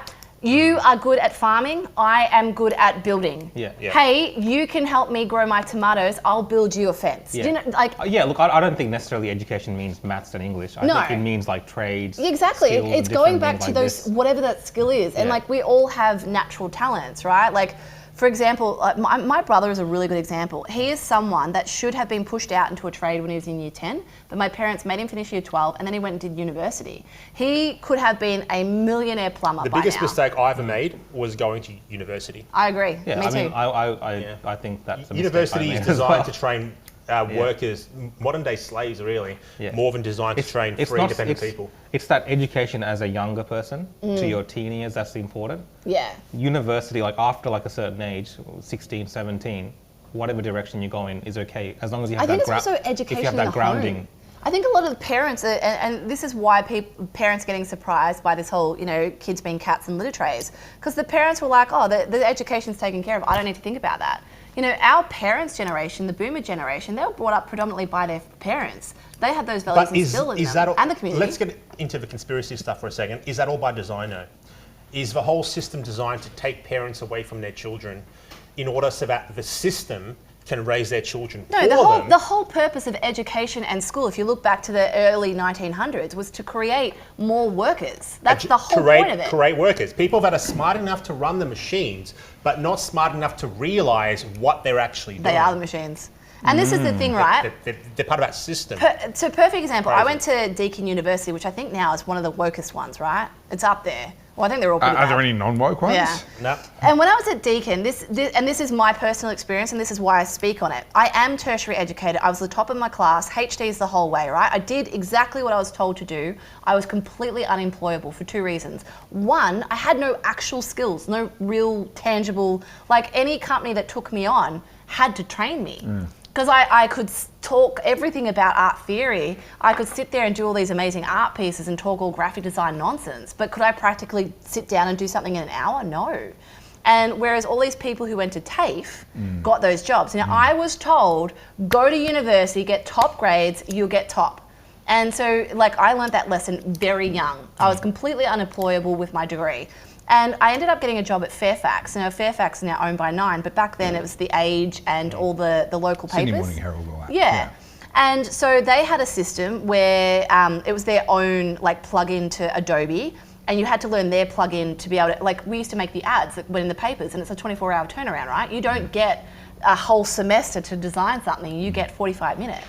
And so I had to learn these skills to firstly be fast and efficient and do it that way. And they put me on an apprenticeship for the first 6 months. They're like, you just have to do this because you're not employable. And I was so what the fuck? And then in the end, what I learned in that 6 months was more than I learned in 3 years of my degree. And that scholar, or what do you call it? Apprenticeship certificate or whatever it was, that got me more work than the degree did. No one has ever asked to see my transcript. No one's ever asked for me to show them my degree. No one even gives a fuck. That's no clients ever asked me. And interestingly, during COVID, I went back to Deakin because I was told that because I already have a degree with Deakin, they will waive the first year off my Bachelor of Psychology. So I only have to do 18 months. And I thought in my head, if I had a Bachelor of Psychology, that would give me more credibility to speak about the mindset stuff that I'm so passionate about. Because apparently reading for myself, it doesn't count. You have to have done it and get the university degree. So apparently your education only counts if someone signs off on it. And so I was like, fuck it, I'm gonna go back and do this Bachelor of Psychology, so at least then I can be like, I've got a Bachelor of Psychology, blah, blah, blah. Within the first 6 weeks, so it was during COVID, so it was all online. We had to do, I call it indoctrination because there's no other word for it. The first induction couple of classes was about framing and identity politics and acknowledging Aboriginal land. And compulsory. Compulsory. There was you had to do that. It was the first thing. And then we went straight into the tutors or whatever they were, the online classes. And the first 15, 20 minutes was this shit. Hi, I'm a they, them. Hi, we acknowledge that, every class. So it's gotten to the point there's jokes about this. So there's a story that gets told about this guy that graduated from university. He graduated high school, absolute top of his class, got straight into university, absolutely excelled, did brilliantly. He was told that if he got his degree, he'd get offered a 6-figure job right off the bat, and sure enough, he did, right? And he goes to arrive first day at work, and the owner meets him. It's this beautiful high-rise building. He's super excited to see what his office is going to be. And the owner's taking him around and going, here's the HR department, here's the finance department, here's this, here's that. And all the while, he's waiting to see his office, and finally they arrive at a door, and he's super excited. He's like, that's going to be my office, I can feel it. And the owner opens the door, and it's a broom closet. And he hands him a broom and he says, right, so for the first 3 months, you're going to be sweeping the floors and we're going to see you do a really good job of sweeping the floors. And he was offended. He was so insulted. He's like, I graduated university at the very top of my class with the highest score that anyone has ever gotten in that degree. And the owner said, oh, you're so right. I'm so sorry. I forgot you did really well at university. Here, let me show you how to use a broom. Right? But that's the real world. Yeah, it's Education has become a Ponzi scheme, basically. I would agree. Absolutely is, yeah. Where they are simply churning you through degrees for their own KPIs and their own financial performance with very little regard for how employable you are. I was completely unemployable. I graduated 2006. I entered the workforce in 2007. And I was gutted. Like, that's the only thing I can say. Like, I was absolutely gutted. It actually goes further than that. In year 12, I was studying to be an architect, right? So I did all the subjects that didn't interest me that would give me a high TER score because they get marked up or whatever. So, I pushed myself through maths methods and chem. Maths methods, that takes me back. Well, right, I did all this Pythagoras and all his mates. This is what I was told to do. Yeah. And it just so happened, God. I got Triggered. I got a really high score, Triggered. but that year, for whatever reason, lots of people wanted to be architects, so the score went up. And just by default, I missed out. My first 7 preferences were all architecture. The 8th one, and I actually think this is like, to get all woo-woo, the universe was like, fuck no, you're not being an architect. And my 8th preference, I put it down there because it sounded fun. It was like at Deakin Warrnambool, and it was like art theory, graphic design, sculpture, photography, and I was like, that just sounds fun. That was my 8th preference, and that's what I got. And the enter score for that was like 40 or something. You know what I mean? It's stupidly low. And I just It all remember... worked out. Exactly. The universe was like, fuck no, like, you are not going to Melbourne University. I know you think that's what you need to do. But the point I bring that up, like, this is like almost 20 years ago, but like, that was 20 years ago. What's happening today? You're getting degrees in like gender studies and like all these things that aren't actual real world things. There are no jobs at the end of it. The only career progression from a degree like that is to go and teach it to other people who also have no career. That's the Ponzi scheme aspect of it. And you see that in the US. Yeah. And like, for those who aren't really aware with how US academia works, like, they come out of those degrees with a bachelor degree and almost like $180,000 worth of debt. Debts, yep. And you can't bankrupt from it. You can't get out of it. It's stuck in forever. perpetuity. You have that debt till the day you die. And what you have is people doing all these things that they can't get jobs for. And I don't want to say the statistic because I don't want to like someone clip this and me be wrong, but there was a statistic I read the other day about the majority of people who are tertiary educated do not actually work in the fields that they're educated in. So let me get controversial.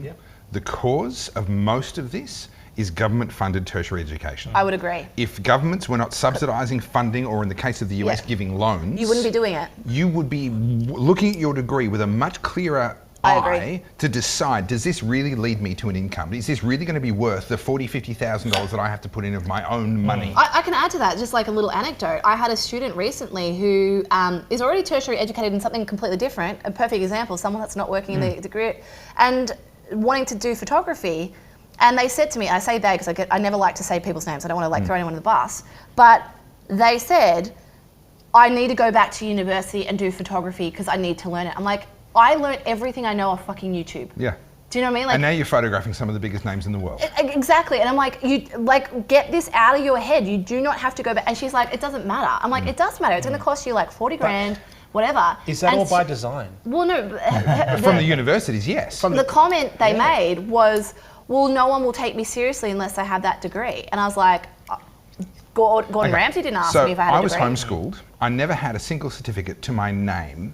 The only people that ever wanted it was the Army when I joined the Army, right? And they only needed a year 10 certificate because I wasn't going officer, I was going enlisted. I went to TAFE, and 2 hours later I walked out with a year 10 certificate in maths and English. I just sat down, I did a test, it was incredibly basic. I got a year 10 certificate in maths and English in 2 hours from a local TAFE. And I walked out and went, so what's the point of 10 years? Like, why are we doing 10 years to get to the point where you got a piece of paper exactly the same as what I got in 2 hours? I think the point of all that stuff is to indoctrinate people and control other them stuff. more easily. Disadvantage you as well. Like, you think about it, and the point I made to the this people student, that run the world today, they don't want a generation of free thinkers, Of course entrepreneurs, not. or whatever. No, they they want a have generation of control. workers. I brought this up, the whole education thing for children. We still need some sort of system. We need them to read, to write, to comprehend. So you need the basics. You need the discipline. basics. I think the discipline is important. These kids aren't disciplined these days. I would agree, discipline's a young big one. kids. But school doesn't teach that anymore. That's what I mean. Not anymore. Parents, though. The parents got discipline. Parents as well, but the school has a role in it. Unfortunately, in our world, like, the parents aren't home all the time; they have to work. We talked about how. Is that also by design? Well, it's all because once in a while, Yes. Dad could go to work, Mum could stay home, and you had 2 holidays a year, you had a brand new car, you had a brand new house. But hang on, that question you're asking, is it by design? It doesn't matter, because it's not something we can unravel or fix. We have to deal with it. Will we unravel it though? No. We can unravel it in our own lives. But that comment there you made society. about like our generation, like, you know, most mums stayed at home, the dads worked on it. You cannot do that now. Okay, but here's the thing. Is it economic warfare against the masses by the elite? This is going to sound like a conspiracy theory, but it's actually not. It's published and it's not disputed anymore.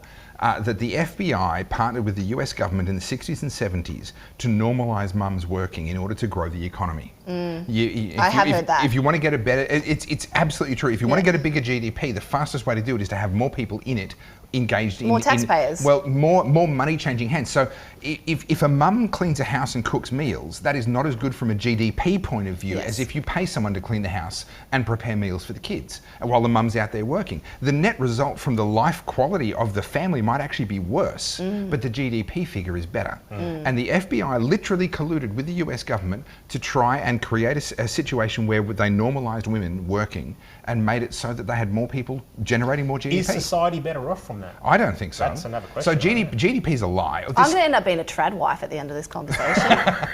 It's funny because it's like that's a movement now. That's I know that's it's becoming a a thing. Yeah. But like it's interesting though because I am like I'm that anomaly, right? I'm an outlier. I'm not a feminist at all. I don't adhere to any of this feminist stuff. I literally just was someone who is very passionate about my craft. Like I've always been a creative, always wanted to do that, always wanted to be an entrepreneur. And when we talked before about babies, it was just never a thing I thought about. But now when we talk about values, I'm like, fuck, maybe I think I need to have kids because my values are telling me I need to contribute to this people. In our societies, all of this is a choice still. Yeah. It is. It's a choice, right? It is. We're not talking about like what you're talking about, Senator Babet, is like Taliban style stuff. Yeah. What? Hang on I'm not accusing I didn't hear that. No, I'm saying the Taliban's They're going to clip that right Taliban, there. The trolls, Senator Babet supports the Taliban. No. And then What I'm saying is the Taliban's back in power now in Afghanistan, right? And girls in Afghanistan, after year 6, that's it for them. There's no more schooling. Yeah, that's enforced from the government Enforced down. by the government down. Yeah, that's but not what we're talking about. there's no choice in that. Yeah. But is that the global elites and is that the elites in the Taliban doing that? You know what I mean? Like, obviously, I think it's a good thing that women have a choice. This goes back to what Topher was saying earlier about getting government out of our choices.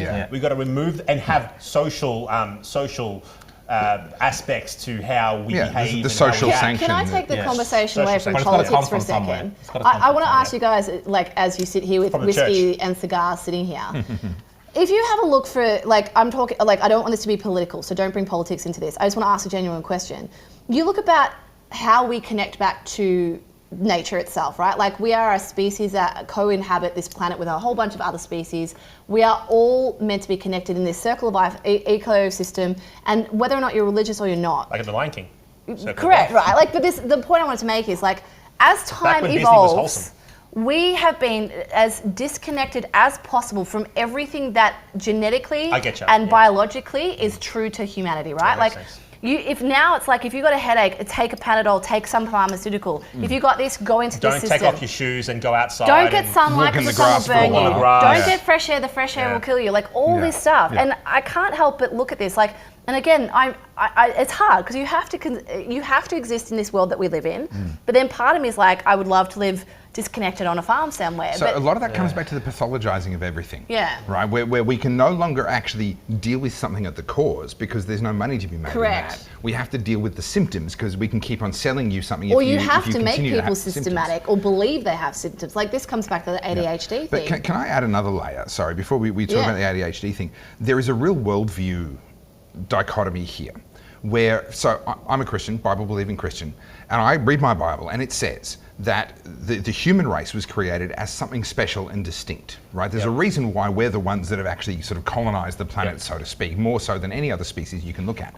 And the instructions we were given were very, very clear in the book of Genesis. It says, be fruitful and multiply, fill the earth. It's not, only have 500 million of you and don't try and, don't go into wilderness areas. No, fill the earth and subdue it. The earth was wild and we were given the prerogative to subdue it. Now, that's within the context of being good stewards, right? So the Bible also talks about that and making sure we're handing to our children something that's actually valuable and better than it was when we got it, okay? I'm not talking about destroying the planet. I'm talking about subduing it and making it better. And against that worldview, you have this really nihilist humanist worldview, which comes back to this, which is the Green movement, with the Greens movement, absolutely. But also it comes back to the Heidelberg School and some of the other stuff we've touched on, where everyone's right. There is no absolute right. There is no absolute wrong. Basically, mankind is God. There is no higher order. And it's out of that we see things like the Georgia Guidestones. We're going to reduce the world's population down to 500 million people. We're going to lock those 500 million people down into little cities where they can't go in. We're going to have all these wilderness areas out there. There is a clash of worldviews that are happening that come from the most fundamental beliefs you have about God, about the Bible, and about the role of the human race within nature. It's interesting though, because it's like, I think, again, like, I was raised in the Catholic Church, but my values no longer align with the institution itself. But those fundamental beliefs that, like, for example, just going out and grounding yourself, and it doesn't need to be this new age thing. It's just literally touch grass, get some sunlight on your skin, and stop drinking get all this dirt fucking under your fingernails. Yeah, things like that, like those natural immune things that help develop you as a human. And like, you could go as far as like walking on concrete is terrible for our bones. That's not how we're meant to walk. We're meant to have, the reason we have phalanges is they're meant to help us, like, when we're walking. Fingers. She means fingers.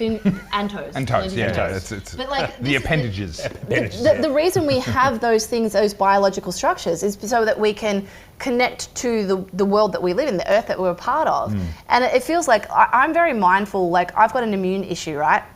And an immune issue is something that like just pops up out of nowhere, and it's fucking like frustrating because you can't fix it, right? And anyone who's ever come up with some kind of immune response, you start to dive into this stuff and go, why the fuck am I sick all the time? And it's a frustration you have, right? Yeah. And so the last 3 years, whilst dealing with all this fucking culture war and COVID nonsense, I've been trying to figure out what the fuck is wrong with my body. And it's taking me down things like defecation on glass tables. It always comes back to the glass tables with you. I just had to make it not serious with it. But and like food and what it comes down to like, what am I eating? Yeah. What's in the water I'm drinking? And like, if I concern myself with everything, it starts to really bog you down and you get really stressed about it. But I am so much more mindful of where do I can't fix everything, right? But I can choose where I buy my fruit and veggies, and it means that I spend a little bit more with my fruit and veggies. I can choose where I buy my meat from. I filter my tap water, things like that. I refuse to drink tap water. Yeah. I refuse. I will not do it. It gets to a point The where water you're here is like, filtered, just so you know. Is It's it? okay. Oh, thank God. I noticed I your only glass is drink still mineral full. water. It is filtered, okay? but it's like one of those things, right? So it's like, I feel like when we talked about before, you asked the question, how do we fix it? How do we reconnect? I think a lot of this comes down to that. It's knocking on your door now. The average person is starting to feel bogged down by something. Cost of living, immune responses, children crisis, whatever it is. And so what you have is a lot of people starting to read again, right? Yeah. You talked about that. And this comes back to your education. I'm just connecting all these dots. Through your personal struggles, your own life experience, you're starting to now go, hang on a minute, I've been listening to the echo chamber around me and it's not working. I'm unhappy, I'm frustrated, I'm sick and whatever. And I've known that too. Like, I was in the fitness space for 15 years and I'm like, I've been in the health industry. Why am I so sick? This doesn't make sense. And now I'm unlearning a lot of things that I thought to be true. And it's those little things that I'm like, oh, okay, so I've understood this part of this. And Topher, you've got this part. Well, hey, I can actually teach you about this because I've learnt this bit. Yeah. And you're like, oh, I haven't learnt that bit. Yeah. And then you're like, have you learnt this bit? And like, now we're sharing knowledge that we already knew this. Do you think there's a 200 years shift ago. happening in the human consciousness across the world 100%. right now? And I think that's still a the same. spiritual There's thing. something happening. This I is think the that's a silver spiritual lining. thing. This is a silver lining out of COVID. COVID was shit, right? And not so much COVID as a disease, but COVID as a response. As a political phenomenon, COVID was some of the worst years, no, not some of, the last, 2020, 2021 were the worst years of my life. And Same as mine. I didn't begin recovering until the middle of 2022. I'm starting to recover now. Yeah, I'm 18 months into my recovery and it's a process, okay? But the silver lining that I see all around me, I used to say this, and you touched on this earlier, people don't care about politics until it hurts them. Yeah. And the silver lining of so many people getting hurt by politics, it sucks and I'm not celebrating it for a moment, but the silver lining is now they're paying attention. Yes. And now they're asking themselves the questions. More and more people are paying attention. Yeah, 100%. They are, and I they think pay more. I think they're paying attention in the wrong way, though. That's the Why is Well, that? can we talk about the black pill thing? No, let's get to that. Yeah. I'm curious about this. Yeah, I'm curious. How are they paying attention in the wrong way? Because they've gone down this path of blaming things which aren't necessarily the cause of what's caused it in the first place. Like they're blaming, globalists or Epstein and stuff like that, when it's actually just their local council maybe, or it's their local government, or it's a state government. People have taken it to the next level, like, they're looking for a global conspiracy for putting them in this situation. Well, okay, this is the black pill thing. I would this go is as far as to say, responsibility is important. Hang on, I would go as far as to say, like, what Rukshan said there is exactly right, but it's so much easier to put the blame elsewhere on an external impact, which is why this black pill movement has gained a lot of, and for those who don't know what it means, I don't know what it is. It's a nihilistic approach, like everything's fucked, we can't fix it. They have everything under control. If anything good happens, it must be a plot by they. Yeah, and everything's like some kind of they wouldn't have let that happen if it wasn't part of their plan. Everyone's controlled opposition. Before you riff on that, because you've touched on a really beautiful thing, I'm going to play both sides of the same argument here. A lot of what local councils do is actually down to things like the World Economic Forum, the UN, etc. They are in a lot of areas, and I've spoken to local councils who have 100% confirmed this, they are bypassing federal and state governments, and they're implementing things directly at a local council level. So even a lot of what you see, it's legitimate to say actually that is coming from further up, even though it's your local council that's doing it. However, what I'll say is this: one of the fastest ways to increase your sense of self-worth is to increase the size of the devil that you're fighting, right? Actually doing things is hard. You remember the Coney movement? Stop Coney 2012, right? We were all going to... What happened with that? We were all going to rally. I thought it was bullshit back then. Yeah, we were all going to rally and we were going to show up at a thing. I thought it was bullshit as well. And like 40 people showed up, okay? But what it did for those people that then posted about it and said, yeah, I'm going to the event, etc., and never showed up, was it increased the size of the devil they were fighting. And so in their own mind, suddenly they had greater value. You think I'm just a janitor at a local, hospital. Actually, I'm fighting the globalists. I'm fighting the this. I'm fighting the that. And this ties in directly to the black pill side of things. People are focusing on things they have no control over. And whether they're right or whether they're wrong becomes irrelevant if they can't influence it. I would go as far as though, like, it's so much easier for the human psychologically to blame external factors, right? It is easier. Externalizing the locus of control, saying I have no control. Correct. So it's not my fault. It's not my fault I didn't participate in the local council meeting. It's not my fault I never stepped into the ring. It's not my fault I didn't educate my kids. It's everyone, and that's why the black pill thing frustrates me. Personal autonomy. You have control to a degree. Sure, you have to operate in the confines of society, and I agree with Rukshan. You need discipline. You do need some level of education. You do need some systems. Not the systems that we have, but you do need some. Because people need to understand, if you don't show up for yourself, no one's fucking coming to save you. No, that's a good one. No one's coming to save you. Yeah. Superman's not coming, Batman's busy. Jesus isn't Flash coming. is not here. You've got to take responsibility. The black pill, in my opinion, is based on laziness. Yeah, I agree. It's people who want to legitimize copping out and we see it all nothing. the time. I don't know if you guys see it, but I see it all the time. Yeah. Where I will ask people for help. Help me fight for your rights against digital ID in Parliament. I'm there right now. Help me. Oh, I'm busy. No, but it's not that. It's but they're going to get it anyway. It's like the Voice movement. How many Voice people was such a great example during of the this. how many people during the Voice thing were like, it's rigged anyway. They're going to push it through. And then it wasn't. 60% said no. And then I had people in my inbox saying, well, they must have allowed it to happen. And I'm like, oh, for crying out loud. Yeah. Well, I think that's what I was trying to explain before. Like, there's this belief that even though people are more politically aware and awake now, a lot of those people that I saw in that journey, like that I documented, they're taking that to another level, which is not something that can necessarily affect change in a positive way. No. In Australia or in our communities right now. And it's something totally different. It's nihilistic. And it's devastating for the individuals that are actually thinking that way. It's absolutely devastating for your life to completely give up any sense of ability to influence the outcomes in your life. Can I touch on this? Because we were talking, I don't want to go into the Middle East stuff because I think we've been talking for like 2 hours. Yeah, 2.5. Yeah, so my issue, the perfect example, right? Like there is this narrative on socials that how can I be happy when this is happening on the other side of the world? I saw a lot of this over Christmas. This is why I deleted social media for a month because I was like, I need out. People were like, you can't have a Christmas day. You can't celebrate today because this is happening. It's Munchausen by proxy. Yeah. Right? So Munchausen, for those that may not be aware, Munchausen is trying to get sympathy because you're unwell, but faking it. Okay, so you pretend you've got cancer. Or we brought that up before. Or you pretend you've got some sort of an illness, so that you get sympathy, you get money, you get social status out of that. So then Munchausen by proxy is most commonly seen in parents. They'll pretend the kid is sick, right? But this is Munchausen by proxy. There's a war in the Middle East. How can I possibly be happy? Oh, I feel so bad about this, and you should see me as a better person, and you should put me in a higher status in society because of how torn up I am about this thing that's happening over there that I have absolutely no influence over. And do you know what frustrates me again? I don't know if you've seen this, Rukshan, because you've been covering this more than me. I'm just seeing it literally from a blanket view on socials. The people who were like fighting the COVID nonsense are now adapting the pro-Palestine movement and doing exactly what they fought against. I don't think it's even a majority. It's just a very noisy group. Yeah. that have done that. That's how society works. It's but a very the noisy squeaky group. wheel gets the oil, right? Yeah.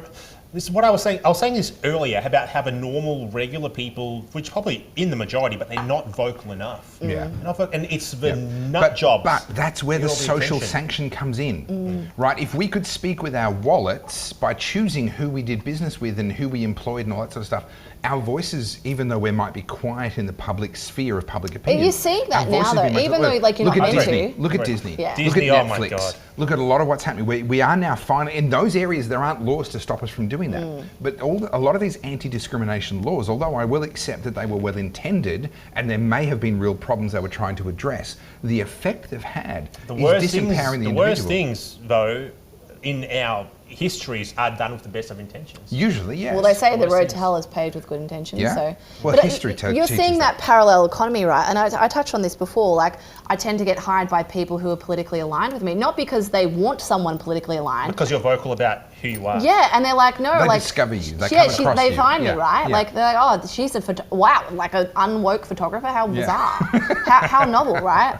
And it's interesting because I get, like, as a photographer, you get invited into rooms that most people don't. And I'm not there because I'm important. I'm there because I'm doing my job. But those doors open. And I like half of the things I do, I'm not allowed to talk about. You sign NDAs, you know, I can't talk about the people. But I get to be in some pretty amazing rooms. And I was even in the room of one very well-known billionaire that we all know, who I'm not allowed to say. But you know who I'm talking about. Anyway. It is not Clive Palmer. No, he's not Australian. The billionaire. Move on. There is an NDA in place, Yes. so move on. But the point is, right, like, you hear about this stuff and you see it and I'm learning from these things. And so what I'm seeing now is most of these people in these head positions disagree with this nonsense. Yeah. But whether it's the powers that be or the shareholders or the board, they're the ones that like, so what you're talking about at the end of the day, most people, all they care about is money. Honestly, all roads lead back to money. So let's Can I expand on that? in 2 seconds. Okay. Let's take Qantas, for example, right? Like you had Alan Joyce step in, Qantas became woke. It used to be the Spirit of Australia. It's now arguably the worst airline I've ever travelled on. Well, they scored worst recently when it came to reliability of actually sending their planes at the right They time literally and destroyed so my forth. luggage, right? Yeah, Like pretty I bad. got my suitcase back and 2 of the wheels were literally clean off it. I was like, how does that even happen? Yeah, that's a lot of force. Takes some effort for that. Yeah. And and this is the thing, right? Like I have this running, we're tangent again. I have this running joke. I You always can't keep tangenting. He's waiting for his turn. I'm waiting for my turn. like I travel with 30k like worth of Inception, Camry it's all gear, these and I angles. always take as carry-on, and I always fly Virgin because I never weigh your carry-on. Please don't change that, Virgin. And Now the you said reason it, they're gonna being, change We love you, Virgin. we love you, Virgin. I am a very loyal customer. But like, Me too. you watch them load your bags under the carriage, and they like you literally see them. They're like, I don't know how they still got back. So they rip the thing and they throw it. I'm like, there's no way my Camry gear is going under the plane. Yeah. I will strap it to my back and give myself scoliosis before I let it go under there. Yeah. But you know, Qantas. The point I'm making is like Qantas adopted all these things because they thought that's what the people wanted. Yeah. Be No. gay pride. No. Be No. this. That's And- what the people that were having dinner parties with Correct. wanted. But now the people who are paying for those airfares are like, my luggage is getting broken. You keep cancelling my flights. Yeah. They're expensive. Like Yeah. I'm getting Very no service. expensive. Yeah. I don't want to fly with you anymore, Qantas. So Yeah. that's the parallel economy. Everyone's going, fuck you, I'm flying Virgin. As a Qantas shareholder, I love Qantas. Fly with Qantas. There's that grift. There's the grift. But There like, it is. do you see the point I'm making though? Yeah. So like, Qantas whether or is not pretty you bad have these those days, yeah. sanctions or not in place, people are just going to go, well, no, I'm not flying with Qantas 100%, because all they care 100%. about is fucking diversity. Yeah. No, it's pretty bad. As a regular flyer, I am very upset with Qantas, and like I said, I am a shareholder. Guys, please lift your game. Please do better than what Alan Joyce did. Come on, like care about your customers. It's really basic stuff. Well, like I've flown a shit ton of flights in my time. Like, I've literally been traveling since I was 6 weeks old. Spark me one. And you guys can fight over my last one. How long are we going to keep? I'm going to smoke your backwards cigar just smoke so that I don't feel bad about it. I'm a creative. I'm an innovator. Maybe I was going to go on a tangent before you stopped me. It's been long gone. lost. It's gone. It's gone. Now we're back at It was. Keep up. Right. But like when we talk take about your pick. There's no limits. A strong one. Strong one. The black one.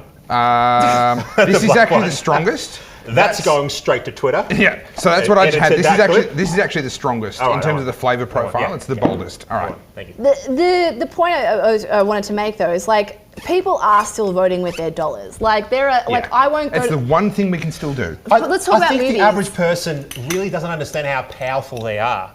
Well, they are very learning. powerful. Well, but I think they're also doing it subconsciously, right? Like, I don't think the average person's thinking, I'm not going to go to the movies. But you look at the movies, right? Like, I used to be if they don't agree with something, they shouldn't. Well, They shouldn't go to but the no, you're movies. seeing people now just going, oh, it wasn't very good. See that? I don't That's want to go. split because I didn't like suck on it. I shouldn't have said that.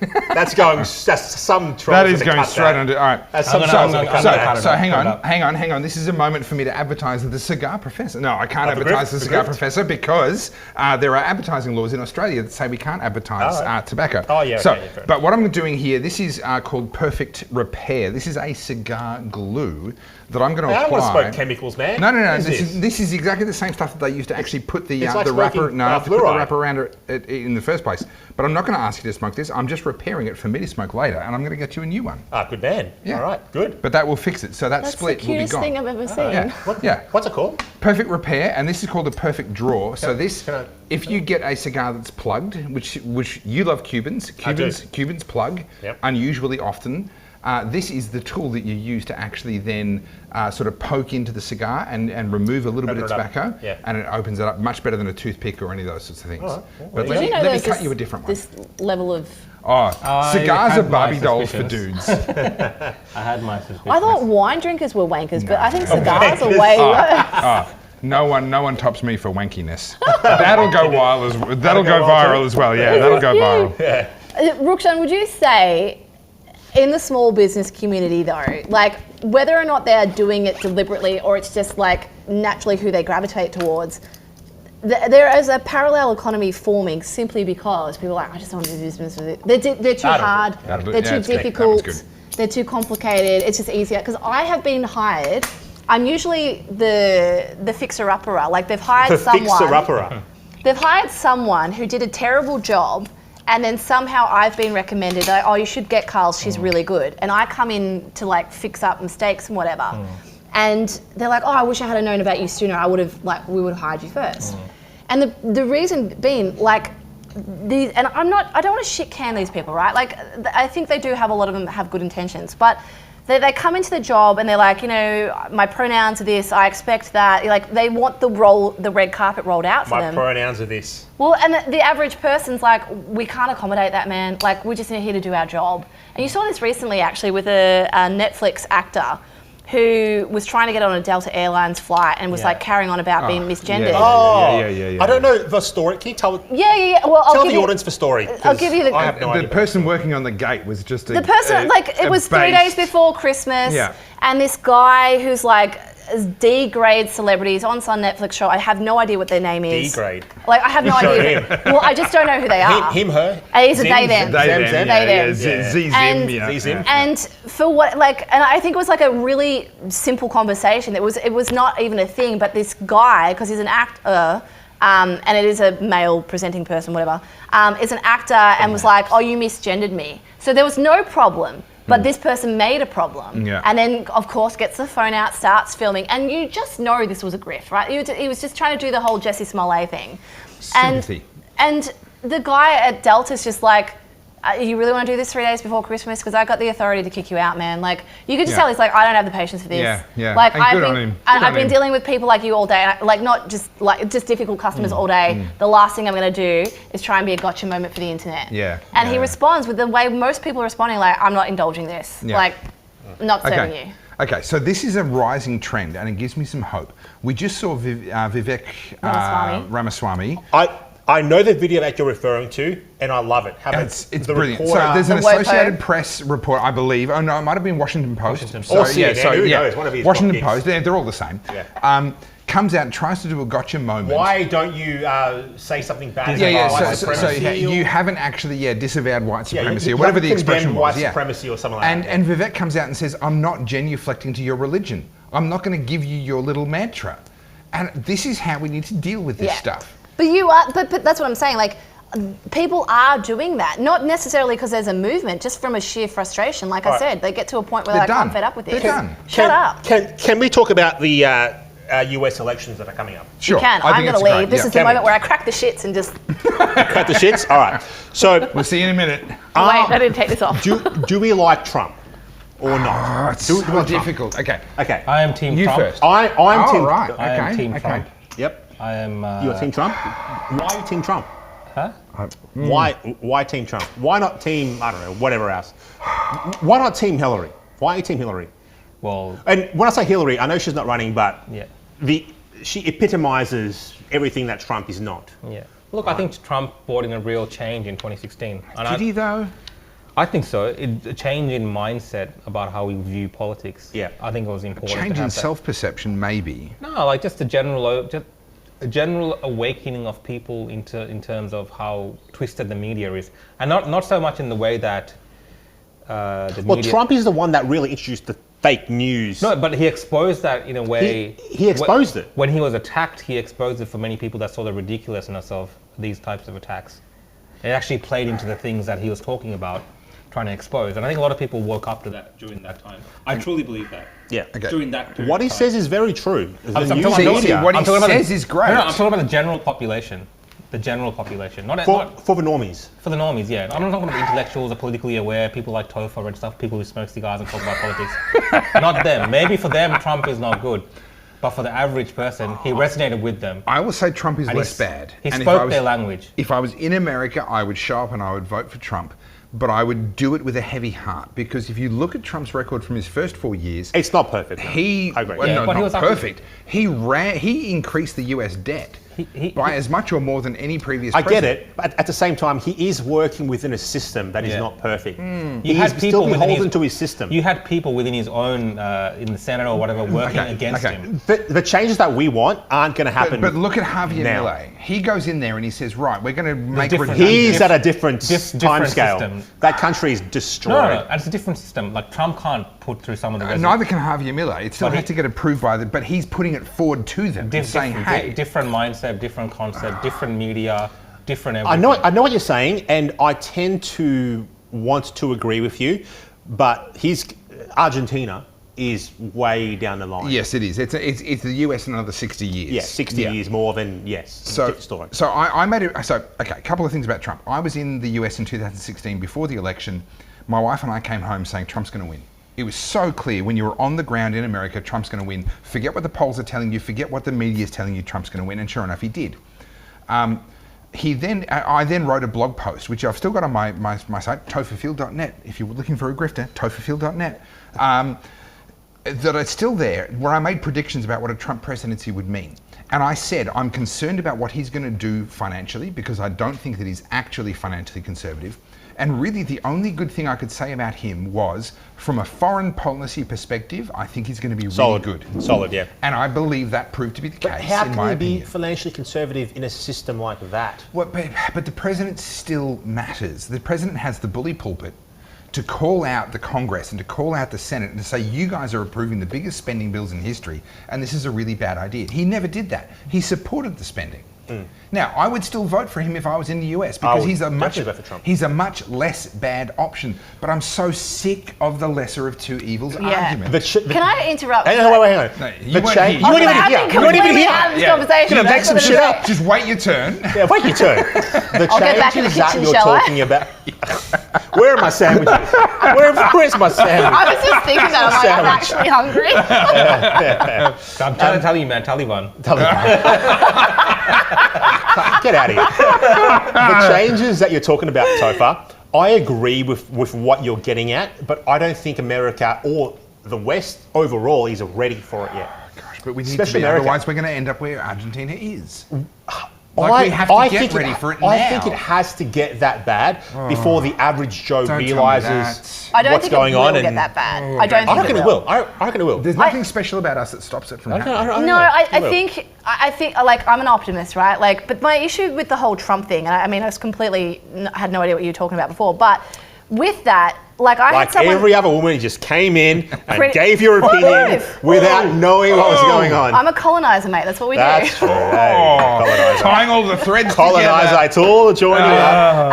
I'm one rung down from Topher. He's the white male. I'm the white female. Yeah. So The white mum. the hierarchy. Kids. But with the whole Trump thing, right? Like, the thing that I think is frustrating, and I actually had this conversation with someone a couple of days ago. They're like, I'm worried that if Vivek Ramaswamy gets him, he's dangerous. And that was the word they used, dangerous. I said, why do you think he's dangerous? Because he's a nationalist. And I was like... Why is that bad? No, this is the conversation. And I was like, hang on a minute. If I was a US citizen, and I kept hearing that another $1 trillion is going towards either Ukraine overseas, or the Israel conflict, whatever, and I'm driving through those flyover states and I'm looking at that destitution and real third world poverty. Fucked. Like the last time I was in the States, I went down to New Orleans and I was like, I may as well be in Haiti. That's what it felt like. Bad. It's bad. Like people, I don't think people realize that. You think New York or you think LA. But and the good parts of LA. And most of it is actually really poor. Like worse than Australia's ever seen. Australia is like not even close. Yeah. Like our poor, you still get Centrelink, you still get Medicare. Yeah. It's called the Rust Belt for a reason. Yeah. Because everything's decayed. Particularly the what's it called, Appalachia and all those places. Like terrible. Like they used to be mining towns, whatever. But the thing with Trump, right? Like I'm neither here nor there. I think they're both too old. I think they're both bad. Like Vivek at least is younger. Do you know what I mean? Brutal reality check. The choice for the next US president is between Donald Trump and whoever the Democrats put up. Yeah. Now, it would be a very extraordinary thing for them to nominate someone other than their own sitting president. It's very unlikely to happen. The only way that could possibly happen is if Biden steps down. Or he dies. Right? Or he dies. And then we got what? Kamala? No, Newsom. It'd probably be Gavin Newsom. I think Carly's got a finger on the pulse there. I mean, he's got the whole gay thing going on, hasn't he? Well, but even that, I don't think. I think they're going to the next election with Biden. And if I'm wrong, it'll be very public that I'm wrong. But I think the next election is going to be between Trump and Biden. I think that Trump will win unless they manage to pull off a 2020 style steal, which in my opinion did happen. I think with Trump, Trump will win in a landslide, but this is the thing, right? You've got to think, this is what I keep trying to remind people. He got, was it 79 million votes? 76, something like that. It was enough to elect any other president so in any other election. This is without any corruption, right? More votes than any sitting president has ever gotten. And then somehow Biden superseded that. And they both broke records. Yeah. And so regardless, let's take Biden out of it for a second. That's 70, I can't remember if it's 76 or 79. 79. Yeah, something like that. 79 million people in a population of 324 million people want Trump. So you can demonize him all you want. Half the country fucking wants him. So you can't just write off half the nation. Yeah. So who's the black comedian? Chris Rock? No, not Chris Rock. Chappelle. Dave Chappelle does a wonderful routine on this, where he talks about the moment he realized that Trump was going to win. He was in a debate with Hillary Clinton, and Hillary Clinton was talking about all kinds of different stuff. And Trump just comes out and says, you are the problem, Hillary, and I know because I'm one of you. And he made it about the elites. He's like, you're not going to close the tax loopholes because all the people donating to your campaign are using those tax loopholes. I know because I am too. Yeah. Right. And that's what set Trump apart. He's an elite, and elites have been a big point of discussion for me since ARC. And I'm Stephen Chavura, a wonderful Christian philosopher who I'm wrestling through this with. He made the statement to me, we were both on stage at a church and state conference, and he said the only way to counter elites is with counter elites.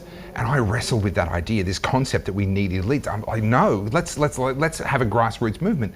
But Trump was an example of an elite who then turned around, and all he did, the only thing different about Trump was that he just simply told the truth. He called that out. He didn't pretend that the game...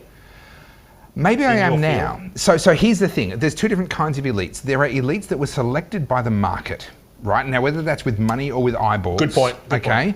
But then there are elites who are put into their position by other elites, and that's a different thing, right? So maybe one day I'll be an elite because I get enough eyeballs and I'm in a situation where, okay, unquestionably I'm now an elite, okay, but I got there from nothing. There from the sweat of your brow. Yep, and because the market decided that I should be an elite. Because you provided value, right? And people wanted to listen, and they wanted to have... And Trump is there. You know, he was born into some money. His dad worked hard in immigration. Yeah, not nearly what he has. Not nearly what he has. Okay, and then he's become what he is. And the difference with him is he simply told the truth.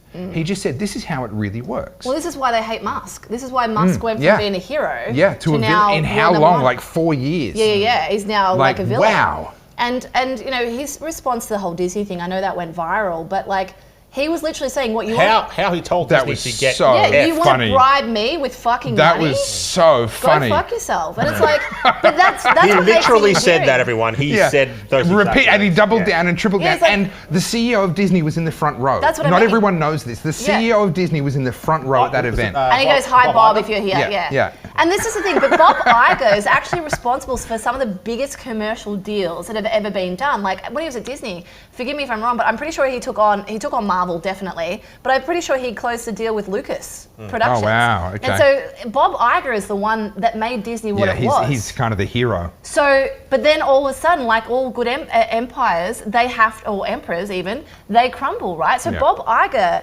actually made Disney the conglomerate that it is, and then has simultaneously also destroyed it from within with adopting all this ideology, because all good things have to come to an end. So it was interesting when Musk went on there and said that, because he's literally like, I am the richest man in the world, depending on, you know, the market. I'm not going to be yielding to this nonsense, right? And that comes down to, again, free will. This is the thing that frustrates me about people. Yes, of course there's global elite. Yes, of course there's billionaires. There will always be global elites. You still have free will. You still have free will. You choose or not, and this comes back to what we were talking about before. Take control over the things you can control. You will always be you will always be given choices. Yep. And it's up to you which ones to take it. I could have taken those contracts, I could have taken those money, and I didn't, right? Yep. You could have taken a dump on that glass table, but you didn't. You brought it up, not me.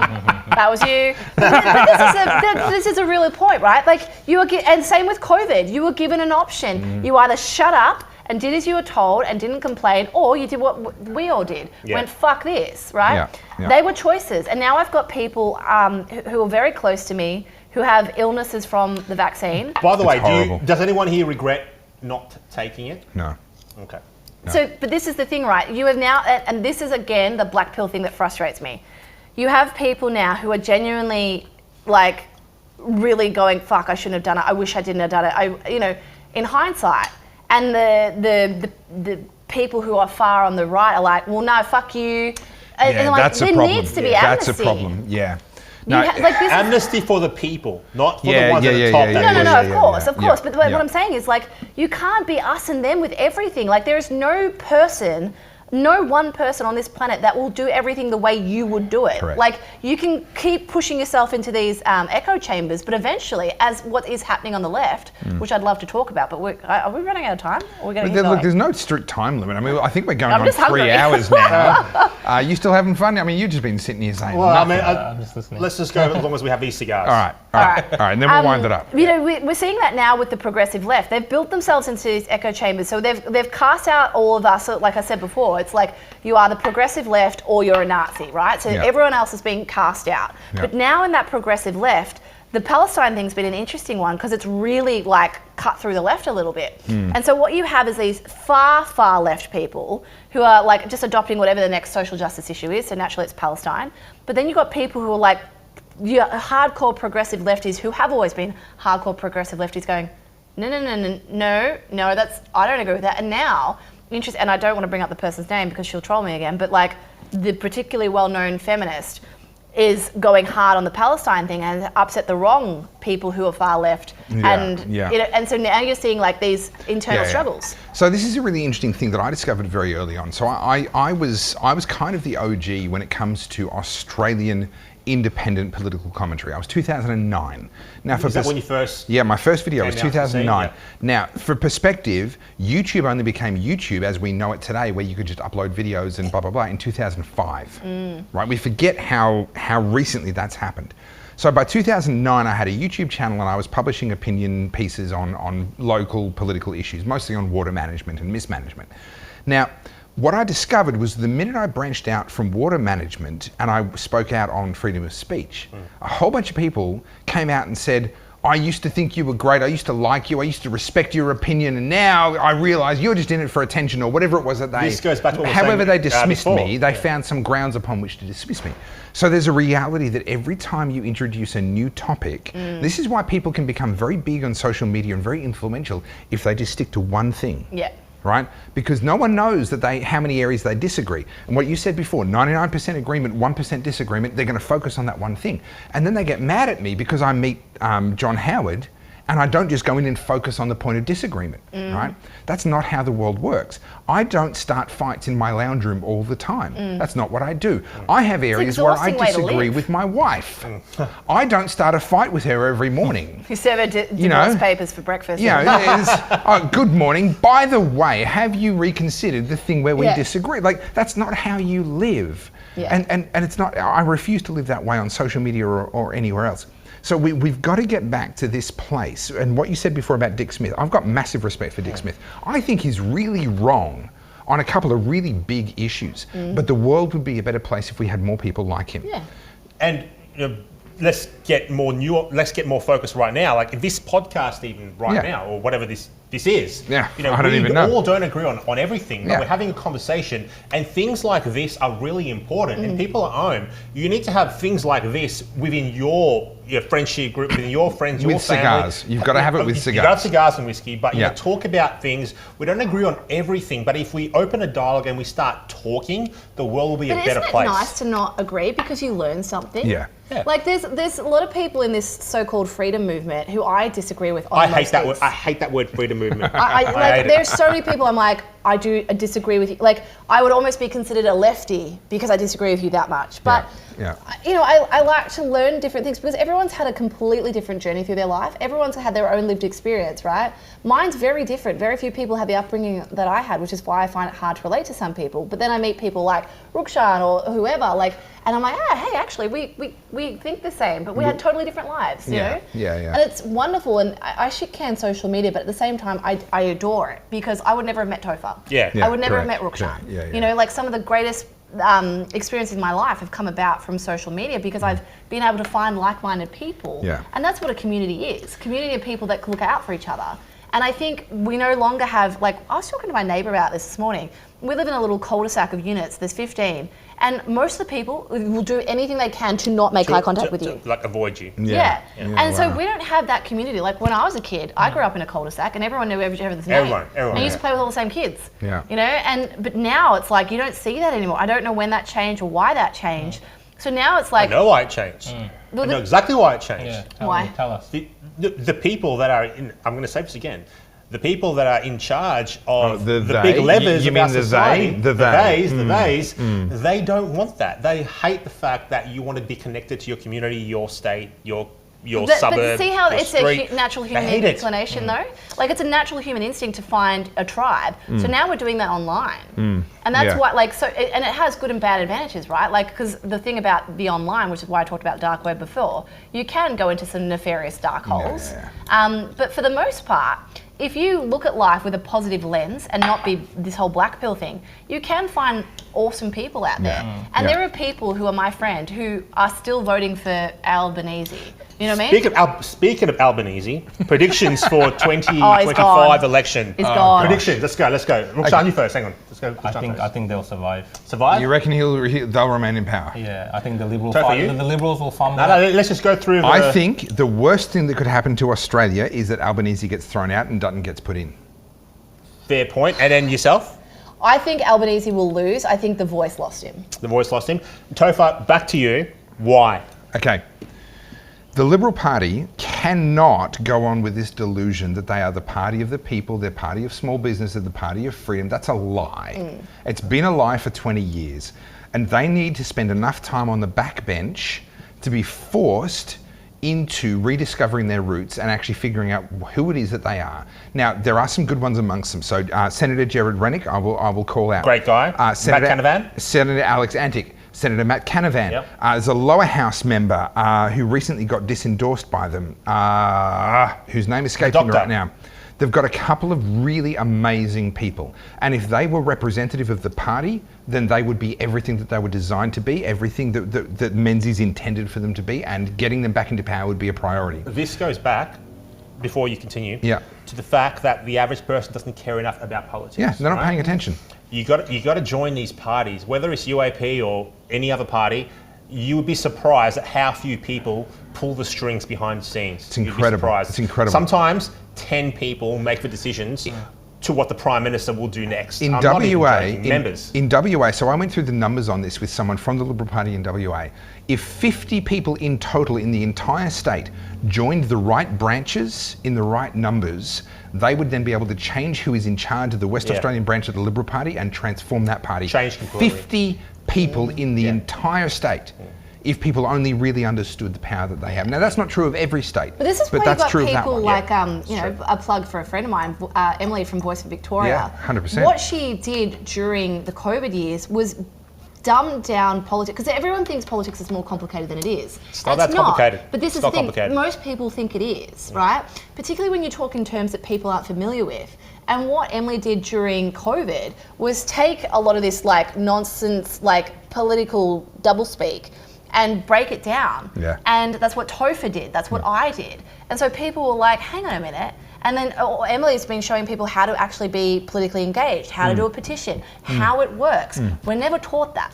No one teaches you those skills. So unless you have a reason to learn it, why would you learn it? But there's two issues there. There's one, there's the people so I call it rational ignorance. Oh, sorry, that's not my phrase. It's a pre-existing phrase, but it's rational ignorance. People say, oh, well, I can't really influence political outcomes, so therefore the effort that I spend to learn about They'd it be is so not surprised really... at how they can influence Okay, it. so they're wrong, Yeah, but so that's wrong. it's the But they don't rational. know They this. rationalise their own ignorance to say, well, my ignorance makes sense because I can't really influence it.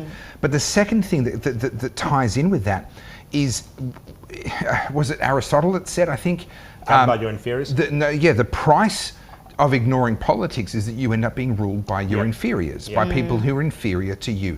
And that's the reality that we live in now. It's very true what he said. Even today, thousands of years later, the people that are in power today are idiots. They're absolute idiots. Rukshan, what do you think is going to happen 2025? Labour? Yeah, he reckons Labour. Why though? I don't think the Liberal Party is capable, like what Topher's touched on. I don't think they're capable of I think they're capable of it. I just don't think I they don't should. You We'd be better off if they didn't. that's We'd what be you're better saying. off if they tried I just don't think they're and capable failed. of it. They just I do agree with what Topher said before, though. Like, you look at the Liberal Party in Victoria, and I've talked to them What all. a basket case. I know a lot of these people, and I'm telling you right now, they don't have the kahunas to lead this country. Okay. Well, no, they don't, because you're talking about people who are silver spoon, like James Newberry in Brighton. He only holds that seat because Brighton is still considered a blue chip suburb, as was Toorak, as was Hawthorn, and Yeah, now and what's they've lost happening, they're them all. going to Teals, Yeah, right? yeah. Same with Goldstein, which is where I am. And the reason it's gone to the Teals is because you've got the next generation moving in. It's no longer those freaking blue chip, Toorak mansion owning people voting Liberals. And I spoke to Matthew Guy. I spoke to Ryan Smith, who I'm so sad stepped down, but I understand why. Who else I've spoken to? Matthew Guy, what's he doing these days? He's an idiot. What's He blocked he me gonna on. He blocked me on social media. So he was like, He blocked me on Facebook. I'm going to get him. That's he he blocked- blocks everyone. Yeah, he blocks everyone. He loved me because he thought I agreed with his politics, and I did on certain things. But then he started coming out. Who was he attacking? I can't even remember now. It was something banal. And I was like, hang on a minute, you can't. Oh, he was attacking Daniel Andrews for having a smoke or something. I was like, hang on a minute. Yeah. Can we not? Yeah. Like, can you get back to like be a politician? I don't give a fuck if he smokes. We have Victoria has the highest debt of any state in Australia and is a basket case in so Yeah, many and ways. you're picking on him And because he that's smokes? what you want to talk about? Fuck off. Yeah. I was like, get a fucking grip, mate. No one gives a shit. Let's argue politics, and you blocked me for that. And the thing that gets me about the Liberal Party is like, I'm the same as you, Topher. I grew up in a Liberal voting household. Yeah. But I'm like, you should technically have my vote because we have similar values. Now, I don't want to vote for you because you're all dicks. Because they don't live their values. No. Right? The whole Moira redeeming situation really Fucking shows pissed this. me off. Okay? That's bullshit. Like, some people that were not invited showed up, and on that basis they've kicked her out of the party. What that tells me, They say it's about, oh, you know, she's associated with neo-Nazis, but no, that's not what it's about. What it's about is they didn't want her in the party. She represents real liberal values. If you actually look at what she's on about and what Menzies talked about, they're actually very much closely aligned. So go back to, I know you want to jump in, but go back to 2011. I was invited because my early videos, and I'm sounding like such an old man because that's 13 effing years ago now. It just feels like a bit of a blur though, doesn't it? Like it does a little bit. Feels like maybe 5 years. So I was invited to speak at a Victorian Liberal Party branch meeting up in the Dandenong Ranges. So they sent me an email, and I wrote an email back and I said, look, I'm happy to accept, but you're not going to like what I have to say. And the person replied and said, no, I don't think you understand. I'm pretty sure I'm going to like what you have to say. It's the rest of the group that are going to have trouble. So I said, okay, fine. So my talk that day, and I took a bit of a risk, and maybe I should have, maybe I shouldn't have, I don't know. I stood up and I read Menzies' speech when he founded the Liberal Party. Good speech. Good speech. Great speech. Good it's speech. One of the best. And I said, I read that, and then I put that down, and I said, this is back when you had to print things out. You didn't have iPads with stuff to, I had printed it out. I finished that. I said, if you were to look at the policies of the Victorian Liberal Party today, would you think you were looking at the policies of the party that Menzies founded or the party that he was warning you against? Because he was warning against socialism and all of that, government control, all that. And then I sat down. That was it. That was all I had to say. Was go back to your founding document and tell me... Speaking of founding documents, I've actually read the Liberal Party values or whatever they call it. That, very short dot point a piece of literature. It reads well. It's fan-freaking-tastic. Yep. All they have to do is just stick to their own just values. Live it. Just live it, but they don't. No. But this comes back to my conversation I'd love to before read it, actually. about values. And this is this is my argument with it, is that the reason they don't live those values is because they don't have values of their own. So they are being pulled to whatever the values are of the person pulling the strings. This seems like an ideal opportunity for a grift. So in this book, I actually dedicate 3 chapters about the realities of Australian politics. You haven't read it yet. It'd be great to get your feedback. I would like to read it. I'm going to read this. Talking about the perverse incentives of politics and the fact that it's the person who is most willing to compromise that ends up getting a seat at the table at all of the negotiations. The person who is based on principle doesn't get invited because the people who need the negotiation already know where they stand. Well, so get yourself this book and you'll understand Australian politics. Well, that's what those 3 lackeys were like during COVID. Fucking Pattons, Ratton, and... Correct. They were willing to sell out. And the reason, so Daniel Andrews knew that if he talked to them for long enough, he would get them across because they didn't have principles. They were willing to sell out. Let me read just a couple of the Liberal Party beliefs, according to their own website, right? Word for word, I won't change anything, right? And you tell me, people at home, if they've stuck to this. I'll read a couple of them. We believe in the inalienable rights and freedoms of all people, and we work towards a lean government that minimises interference in our daily lives and maximises individual and private sector initiative. We believe in government that nurtures and encourages its citizens through incentive rather than putting limits on people through the punishing and disincentives of burdensome taxes and the stifling structures of Labor's corporate state and bureaucratic red tape. We believe in these most basic freedoms of parliamentary democracy, the freedom of thought, worship, speech, and association. We believe in a just and humane society in which the importance of the family and the role of law and justice is maintained. We believe in equal opportunity for all Australians and the encouragement and facilitation of wealth so that all may enjoy the highest possible standards of living, health, education and social justice. We believe that wherever possible, government should not compete with an efficient private sector and that businesses and individuals, not the government, are the true creators of wealth and employment. We believe in preserving Australia's natural beauty and the environment for future generations. We believe that our nation has a constructive role to play in maintaining world peace and democracy through alliance with other free nations. In short, we simply believe in individual freedom and free enterprise, and if you share this belief, then ours is the party for you. Okay. Does that sound like them? I don't know if it does. That's the party that said, sorry, Australian citizens, if you weren't in Australia in March 2020, you can't come home. Yeah. That's the party that allowed states to lock down borders in contravention of the Australian Constitution. And like the list goes on and on and on. I like the values. There's one or two things I'd quibble with in there, but I like the values espoused 95%. And yet they don't live it. The thing that frustrates me with most of this, and I think this is probably why someone like myself, and I mean, I think you're a little bit like this too, Topher.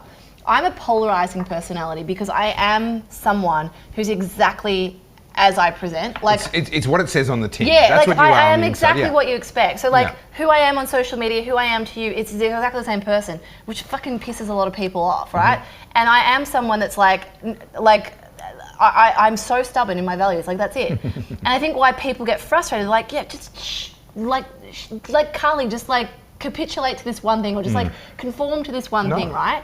And I that's why I find it very difficult to find female friends, for starters, because females like to be in packs, right? So I am a bit of a lone wolf. And when I hear things like that, and when I see what happened in COVID, I hear, and I'm so sick of it, right? This is my biggest gripe with people. And I could name names, but I won't. And you know who I'm referring to. There are people who will get up there and grandstand on either side, whether you're left or right. In politics, it doesn't matter. They will grandstand and they will grift, as we say. And yet when push comes to shove, they are fucking wet rags. They do nothing. They will collapse the second the pressure's on. I know these people. And this infuriates me because they don't want people to not like them. Their fear and their ego is more important than their values. I am willing to sacrifice people liking me. I'm willing to have haters and trolls and people on Instagram come after me because I actually mean what I say. Yeah. I don't say it because it sounds good. I'll name one of them, even though his name escapes me right at this moment. Former Prime Minister during COVID who went to ARC with us. Who's a pariah. Trying to get his name. Was it Scum? ScoMo. Right. I don't know why I couldn't. Probably the whiskey is probably why I can't remember what his I name thought you were joking. No, I couldn't. We have had almost half a bottle. Yeah, we've had, Rukshan, are you hungry? I'm hungry. Kebab afterwards, after 2 gin and tonic. tonic. Those cigars quicker, man. Yeah. So we went to ARC. So thanks to the Aussie Wire, Carly, myself, Rukshan and Rebecca Burnett went to ARC. And I was there to interview everybody, right? My job was to interview anyone that was happy to be interviewed. I wasn't there to be picky. I wasn't there to who do I want to interview? No. I'm there to interview absolutely everybody. I want to understand what's going on at ARC, who's there, why are they there, what's going on here? Is this really World Economic Forum 2.0, or is this something good? Is this something, are we seeing the birth of something really good? That was my job. I did not want to interview Scott Morrison. What was really interesting was no one else wanted to talk to him either. He had sitting senators, other former prime ministers who I won't name, but there were 2 other former prime ministers there from the Liberal Party, from the same party. He stood as a lonely man in the corner of the room the whole time. Because I think the Liberal Party understands that they've betrayed their values. But he had a chance to live those values of the party, but I just read out and he took a dump on it on a glass table. Correct. That's what he did. That's what he did. I regret Talk about joining the dots, bringing it all together. Join the dots right there. But he had a chance more than anyone else to live those values of the party of and no one wanted to talk to him. But back on this, right, like you think about like Rukshan, maybe not so much because obviously in the ethnic community, as you said, you're operating independently. But certainly for Topher and certainly for myself, our careers copped a huge hit, right, by speaking up.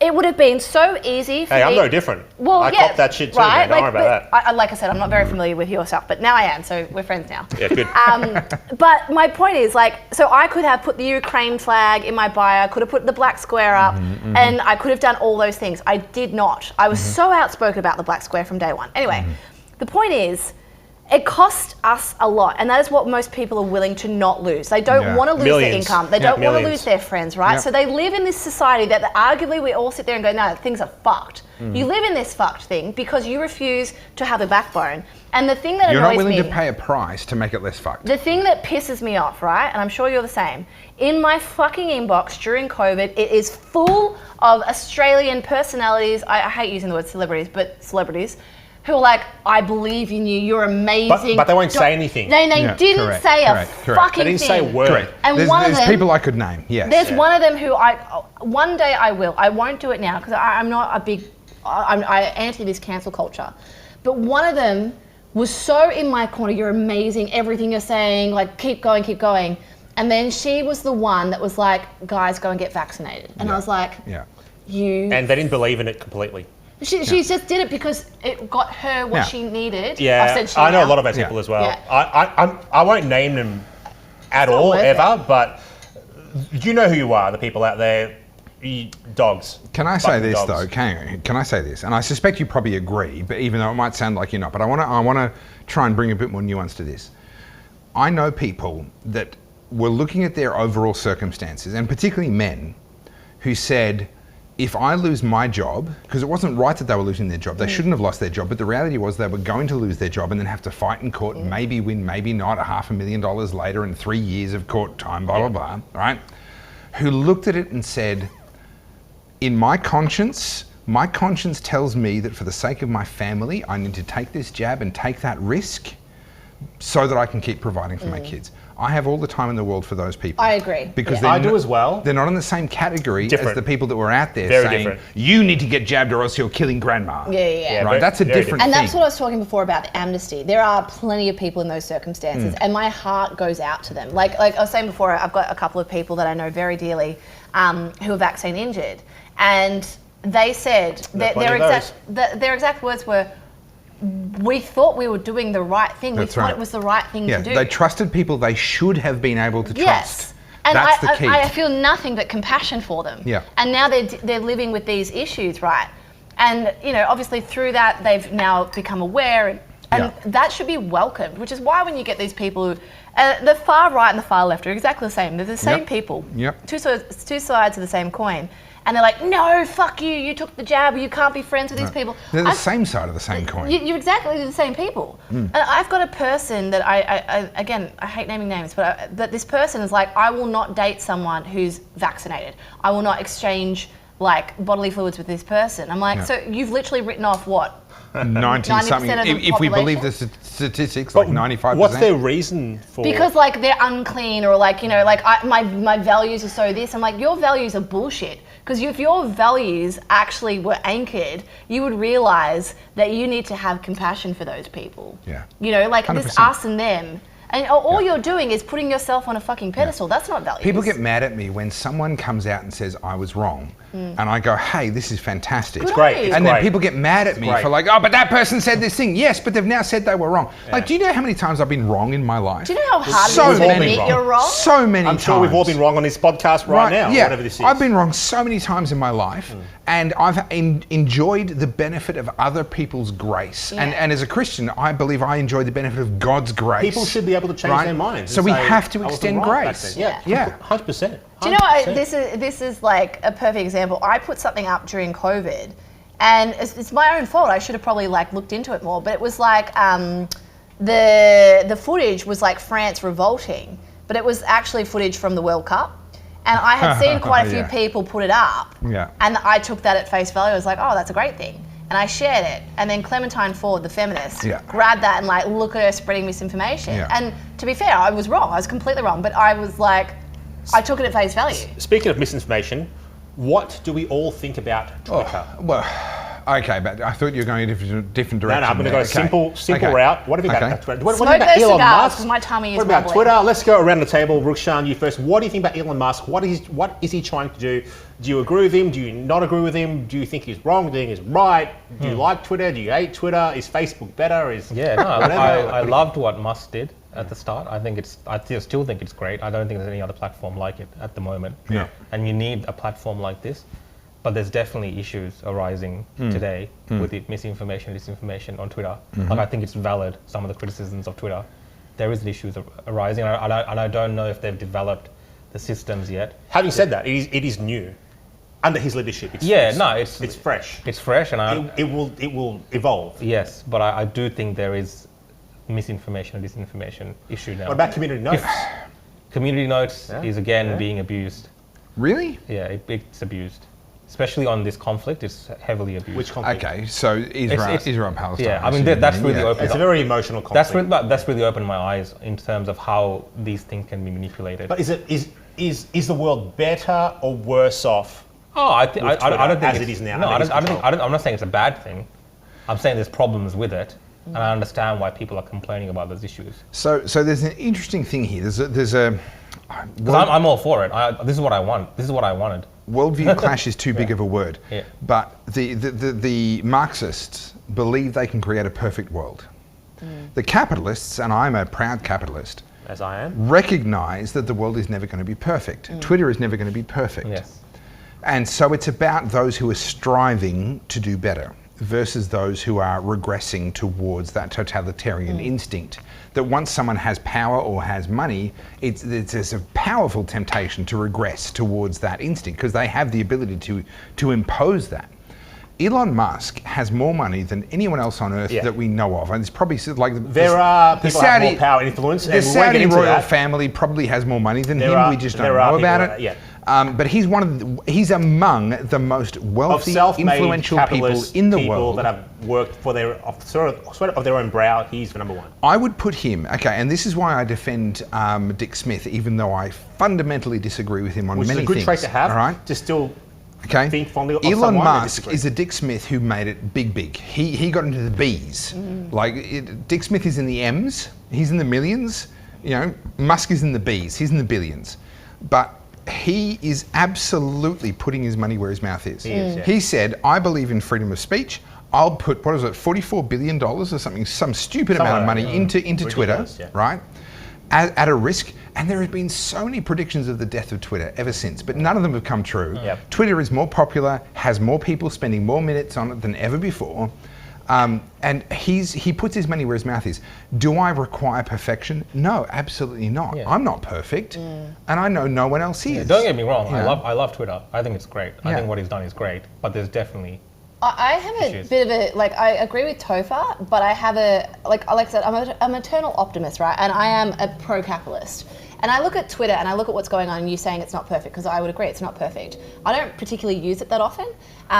But what I see is the cream always rises to the top, right? So if there is a problem with Twitter, the beautiful thing about free market enterprise is someone will come along and invent something better, right? And the issue I have with these monopolies, like your Facebooks, right, your Metas, and I think that, and by the US's own laws, Facebook and Meta should have been split up a long time ago. Sure. I think it is dangerous that they own both. I don't think those laws should exist, but that's another topic for another time. We will disagree on that one, but I look at that and I'm like, well, Zuckerberg has so many eyes on it, and I go, well, that is I would say Apple is also a monopoly. It's a monopoly, right? yes. Yeah. And I don't agree with monopolies. I'm a capitalist, yes, but under American law, I agree with you. Yeah. Under philosophy, I disagree. But yes. But often that's why you're a libertarian. Yes, correct. Yeah, correct. And so I look at that and I go, okay, but and this is the thing. Like when you say where do I line up politically? I would say I'm more libertarian, but then obviously I've got You've certainly got conservative instincts. Yes, and I guess that's my upbringing. Can we go through what we all think we are? Okay. We'll start with Rukshan. Rukshan, are you more leaning towards conservative ideology or more towards libertarian ideology? I'm more conservative, but I do have libertarian traits. So I don't care what. Do you want to elaborate or? No, I don't care what people do in the bedroom, for instance. I don't give a shit. Yeah. So that is a more libertarian position. The conservative position is to say, no, you can't do that, even in the bedroom. I don't care. So, but I do care to the point where then they start bringing that into the classroom. I'm completely opposite to you, by the way, Rukshan. Okay. We'll get to you because it's my turn. I'm going to enjoy my moment in the limelight. So I'm personally conservative. The choices that I make for myself, for my family, for those in my immediate circle where I really get to influence them are very much conservative. I'm politically libertarian. I do not want to enforce my worldview onto anyone else. And that includes, by the way, so I'm a staunch Christian. I believe in hell. I believe in heaven. I cannot force anyone to experience salvation and to become a Christian. It's not possible. I could bully you into performing the acts of Christianity for your entire life and you'd still go to hell because there's not an internal, a real belief that you actually have. And so I think God's a libertarian. I think God says you can make your own choices. You have to experience the consequences of those choices, but you can make your own choices. So I'm a libertarian anarcho-capitalist. That's where I lean right now, right at the extreme end of libertarianism. I would be socially extremely very conservative. Socially, I'm a libertarian when it comes to free enterprise, business, those kind of things. So that's a classic conservative. That's a conservative, right? Socially, I'm extremely conservative. Point that I actually but here's the distinction. care what you do in your bedroom. Yeah, right. Okay, Yeah. so that's I actually that's care about that. yeah, that's the distinction. Is if you believe that the government ought to have a say on the I conservative don't think the government things, should have, but I think socially. So we should. okay, but social sanction is still libertarian. Social sanction. Like social sanction is a thing in libertarian philosophy, right? You can choose who you spend your money with, who you employ, who you hang out with, who you have for a barbecue. Yeah, right? I'm completely on board with the social line sanctions. is whether you believe the government I should have hate the power. government. The Right. government is So crap. you might be more of a libertarian than you realise. Yeah, Maybe a more potentially. personally conservative. Potentially. Yeah, but I'm personally conservative. I make See, I would conservative say choices. the opposite. I hate the government. Hate the government. Yeah. But there must be social sanctions, and this is what it's where it comes back to religion, where it comes back to the Holy Roman Empire. And we've said this more than once now. The Holy Roman Empire. Well, we've said it 3 times, so we're done for today. Done. We've done our quota of 3 times. We need to go Roman back Empire. to that. I would say, like, and this, I'm going to sound like I'm contradicting myself because I find it very hard to put myself in a box. Just purely my upbringing, my lifestyle, the kind of work I do.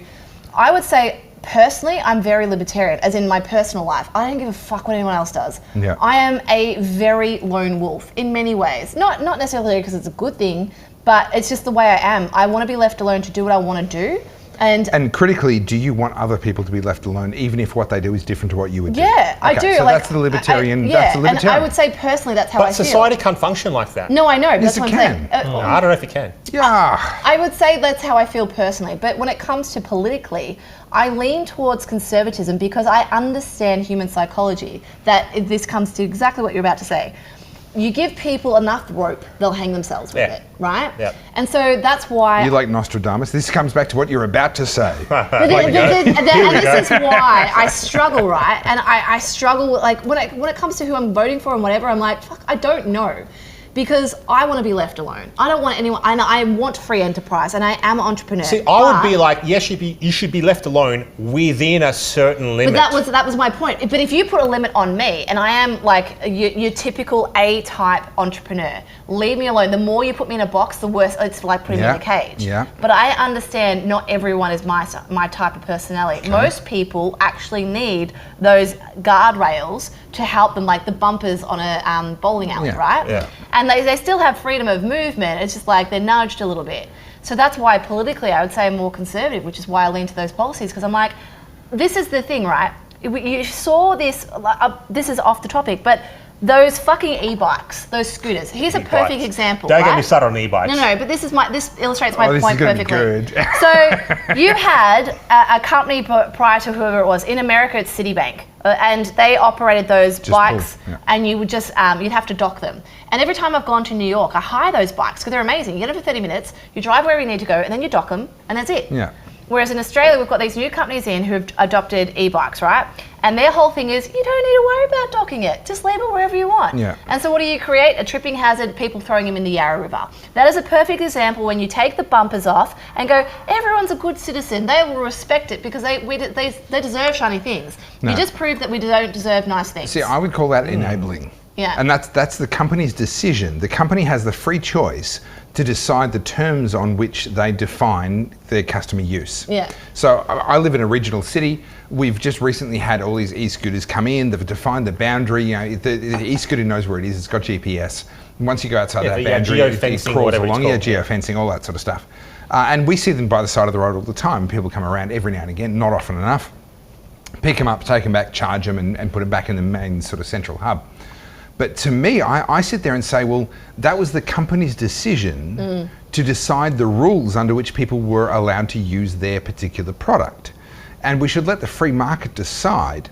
Like, I don't like seeing these things lying around. Driving from the center of where I live, from the center of town to where I live is only about 4 kilometers. We can count a dozen or more abandoned scooters. But that's the company's decision. These are good conversations. These conversations have got to happen in every I would look at that and go, from a commercial standpoint, like if I was on that board and looking at that and our property was being destroyed, I'd be like, straight away I'd implement But that's regulation. why it's a company decision. Yeah. Right? They can introduce whatever regulation they want for people to have permission to use their product. And I guess this is where you say I lean more conservative. I'm like, the government should be fucking doing something. They're a hazard. right? And they like, I understand the point of them, and you wanted to let people use their free will to treat them the way they are, and they end up in the fucking Yarra. Yeah, and so that's a problem. I agree that's a problem. I don't disagree with the problem. Yeah. But I don't believe the government should be involved in finding the solution. We're getting too myopic now, too focused on like one little thing. It was a good example. But it's a principle. It's a principle. The company whose assets are now being released out to the public gets to decide the rules under which they get used. And that's a better system. I'm not saying it's a perfect system. This is what I said before. Only Marxists believe in perfection, right? It's not a perfect system. We're talking about business and all that kind of thing now. Fair enough. That should be more libertarian focused, but we're talking about social things.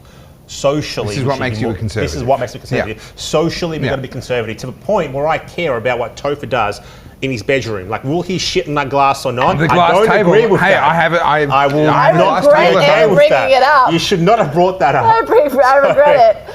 Can I say, like, I'm libertarian personally for a couple of reasons, right? Like, fuck around and find out. Like, it's such a good saying for a couple of reasons. I'm going to tell you another gross story, and I feel like I can top She has a never-ending supply of gross stories. That is her bread and butter. Here we go. Gross stories. Take it away. So, I have a friend who's a paramedic in a regional town, and they got called out to a couple's home because the woman that was sick. Right? And there was this foul odor. Now, this woman was morbidly obese to the point where she was almost housebound, couldn't leave the house. And there was a foul stench coming from her, right? And straight away, the paramedics got called out because this happening. It's serious. Now, the guy that was there, fit as a fiddle, six-pack, you know, but with this morbidly obese woman. Like us, all six-packs. Oh, of course, My mind's more of a keg. Yeah. But, you know, there's a six-pack in there. Let me tell you a story because it's disgusting. Continue. Anyway, and this is why and I'll say why I'm libertarian after this.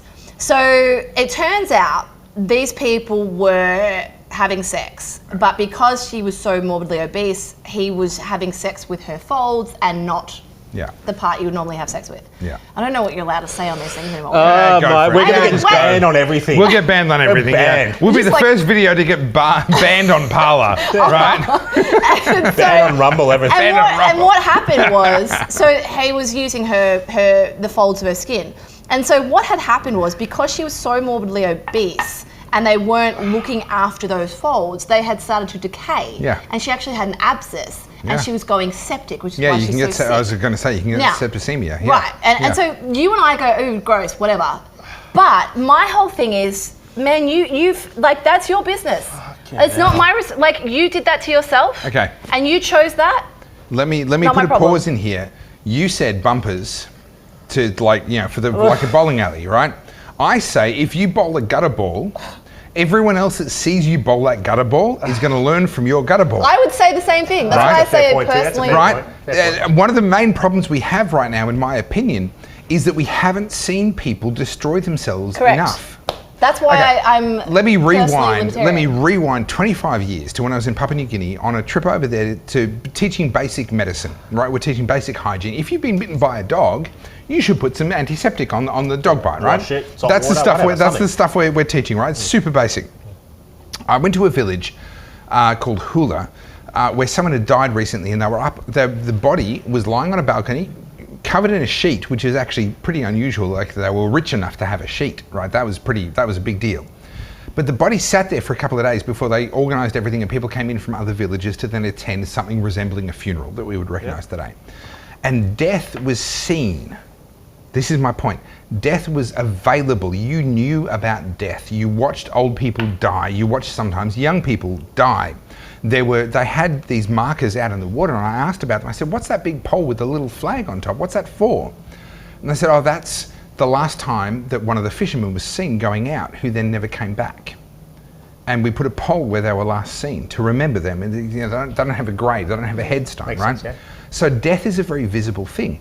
Death is not a visible thing in our culture, right? We don't see dead bodies, we don't see dead people, we don't understand our own mortality, let alone young people dying, right? I'm going to expand on that in 2 seconds. So to me, someone bowling a gutter ball is horrible for them, but is really important for everyone else who watches that happen. That's how I feel about I don't want to do that. I don't want to be that person. Movement. That's how I feel about it. Let them I will let you finish. That's how I feel about the body positivity movement, because I have a lot of people It's like, a great this is example. terrible. I'm like, no, let them do it. Yeah. Because that doesn't impact me whatsoever. Yep. Being morbidly obese is your problem, right? Let them have their fun, and let's all of us watch and learn. And there's this guy, there's this YouTuber called Nikocado Avocado, and a lot of people talk about him at the moment, and it's incredibly sad. Like, I feel nothing but compassion for this guy. He's obviously, like, going through whatever he's going through, and he's gone from being a skinny kid to like horrendous things that he does online for clickbait, right? Like, he's got an OnlyFans, he's on a what do you call it, like a CPAC machine, and like all these things, right? And he hams it up for the camera, but this is someone who's literally about to die. Yeah. He's that sick. His heart's going to give it any minute. And he's like 24 or 25. Oh, wow. It's so sad, right? Yeah. And there's YouTubers who make videos on him to like capitalize on his fame and all this sort of stuff. I look at it and my heart's just like, you poor thing. Yeah. But I can't do anything about it. He chose that. He had free will. Yeah. And this is what I say about being libertarian. This whole body positivity thing, people like are up in arms about it. I'm like, we all have free will when we go in the supermarket. I can go and buy that pack of Tim Tams and the ice cream and the sugar Coke, but I also choose not to. Yeah. Because I know what I want to do and I know how I want to live. The same things are on the shelf when you walk in. Correct. Yeah. It is your responsibility. No one is force-fitting you that shit. And if you choose to live like that, and we all know these people now. Like when we were kids, or when I was a kid, seeing someone morbidly obese was a rarity. Yeah. Very rare. Look at the photographs of, what was that massive music festival in the US in the 1960s? Woodstock. Yeah. Look at the photographs of Woodstock and find me a fat person. Yeah. Right? They don't exist. We live in a time, and this is my metric for how incredibly lucky we are, how privileged we are. And again, I use that word advisedly, but I use it deliberately. We are so privileged that being fat is correlated with being poor. We are the first generation in history where being fat is correlated with being poor. Yeah. Right? It's That's actually how lucky contradictory. we are. Yeah. And yet we use it in these ways. And it's one of those things that I sort of look at and I go, like, I get accused often of being cold. Like, oh, Carly's quite a cold person. I'm like, no. It happens when you shit on tables made of glass. It happens. I didn't do it. Hang on. But what you're about is fuck around and find out. Yeah, that's I am. what it is. And I often find this, right? Like, as someone who mentors small business owners and coaching people, I can lead a horse to water. I cannot fix it. I cannot make you do the work. And I have realized long ago that I got too emotionally invested in their journey. And it actually hurts me. And so over time, I've had to learn I did the best I could, and what happens next is not my responsibility. You gave them the answers,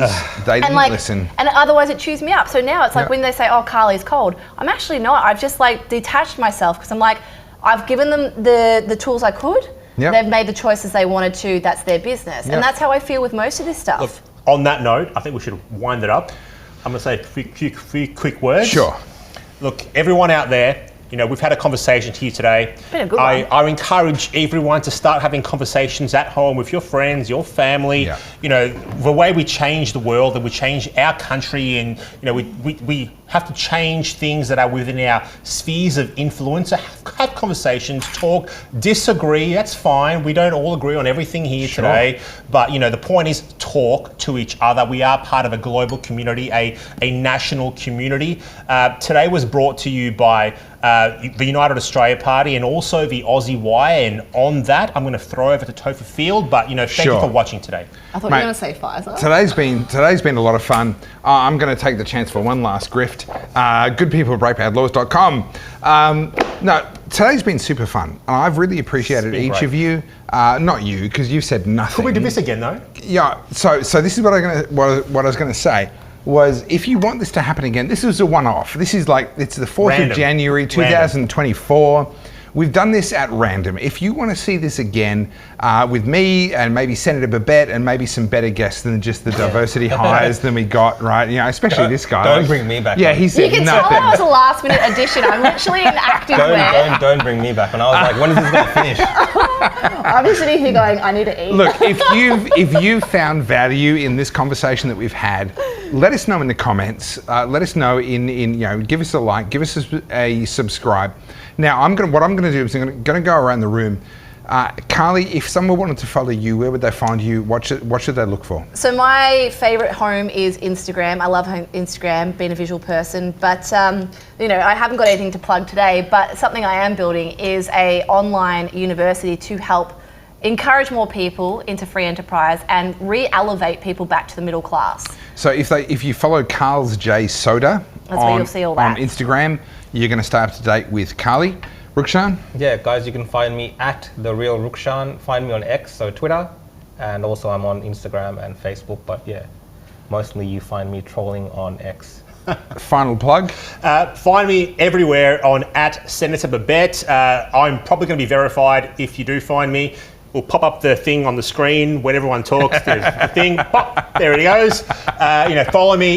You know what? And it's very important that you follow, and I want you to follow me on X of anything, because X is the only true freedom kind of free speech platform we have today. So please follow me on that. In all honesty, this conversation is probably going to get censored in most other places other than X and maybe Rumble. Those are probably the only two platforms that'll actually allow this. The glass table. We'll put a sanitized version on YouTube. The sanitized version is going to be 15 minutes long, man. It's not even worth watching. All right, I'm Topher Field. You can follow me at The Aussie Wire. We have a new social media platform. We are producing news for Australians that are based on truth, freedom and hope. Those are our values. You can follow me personally at Topher Field.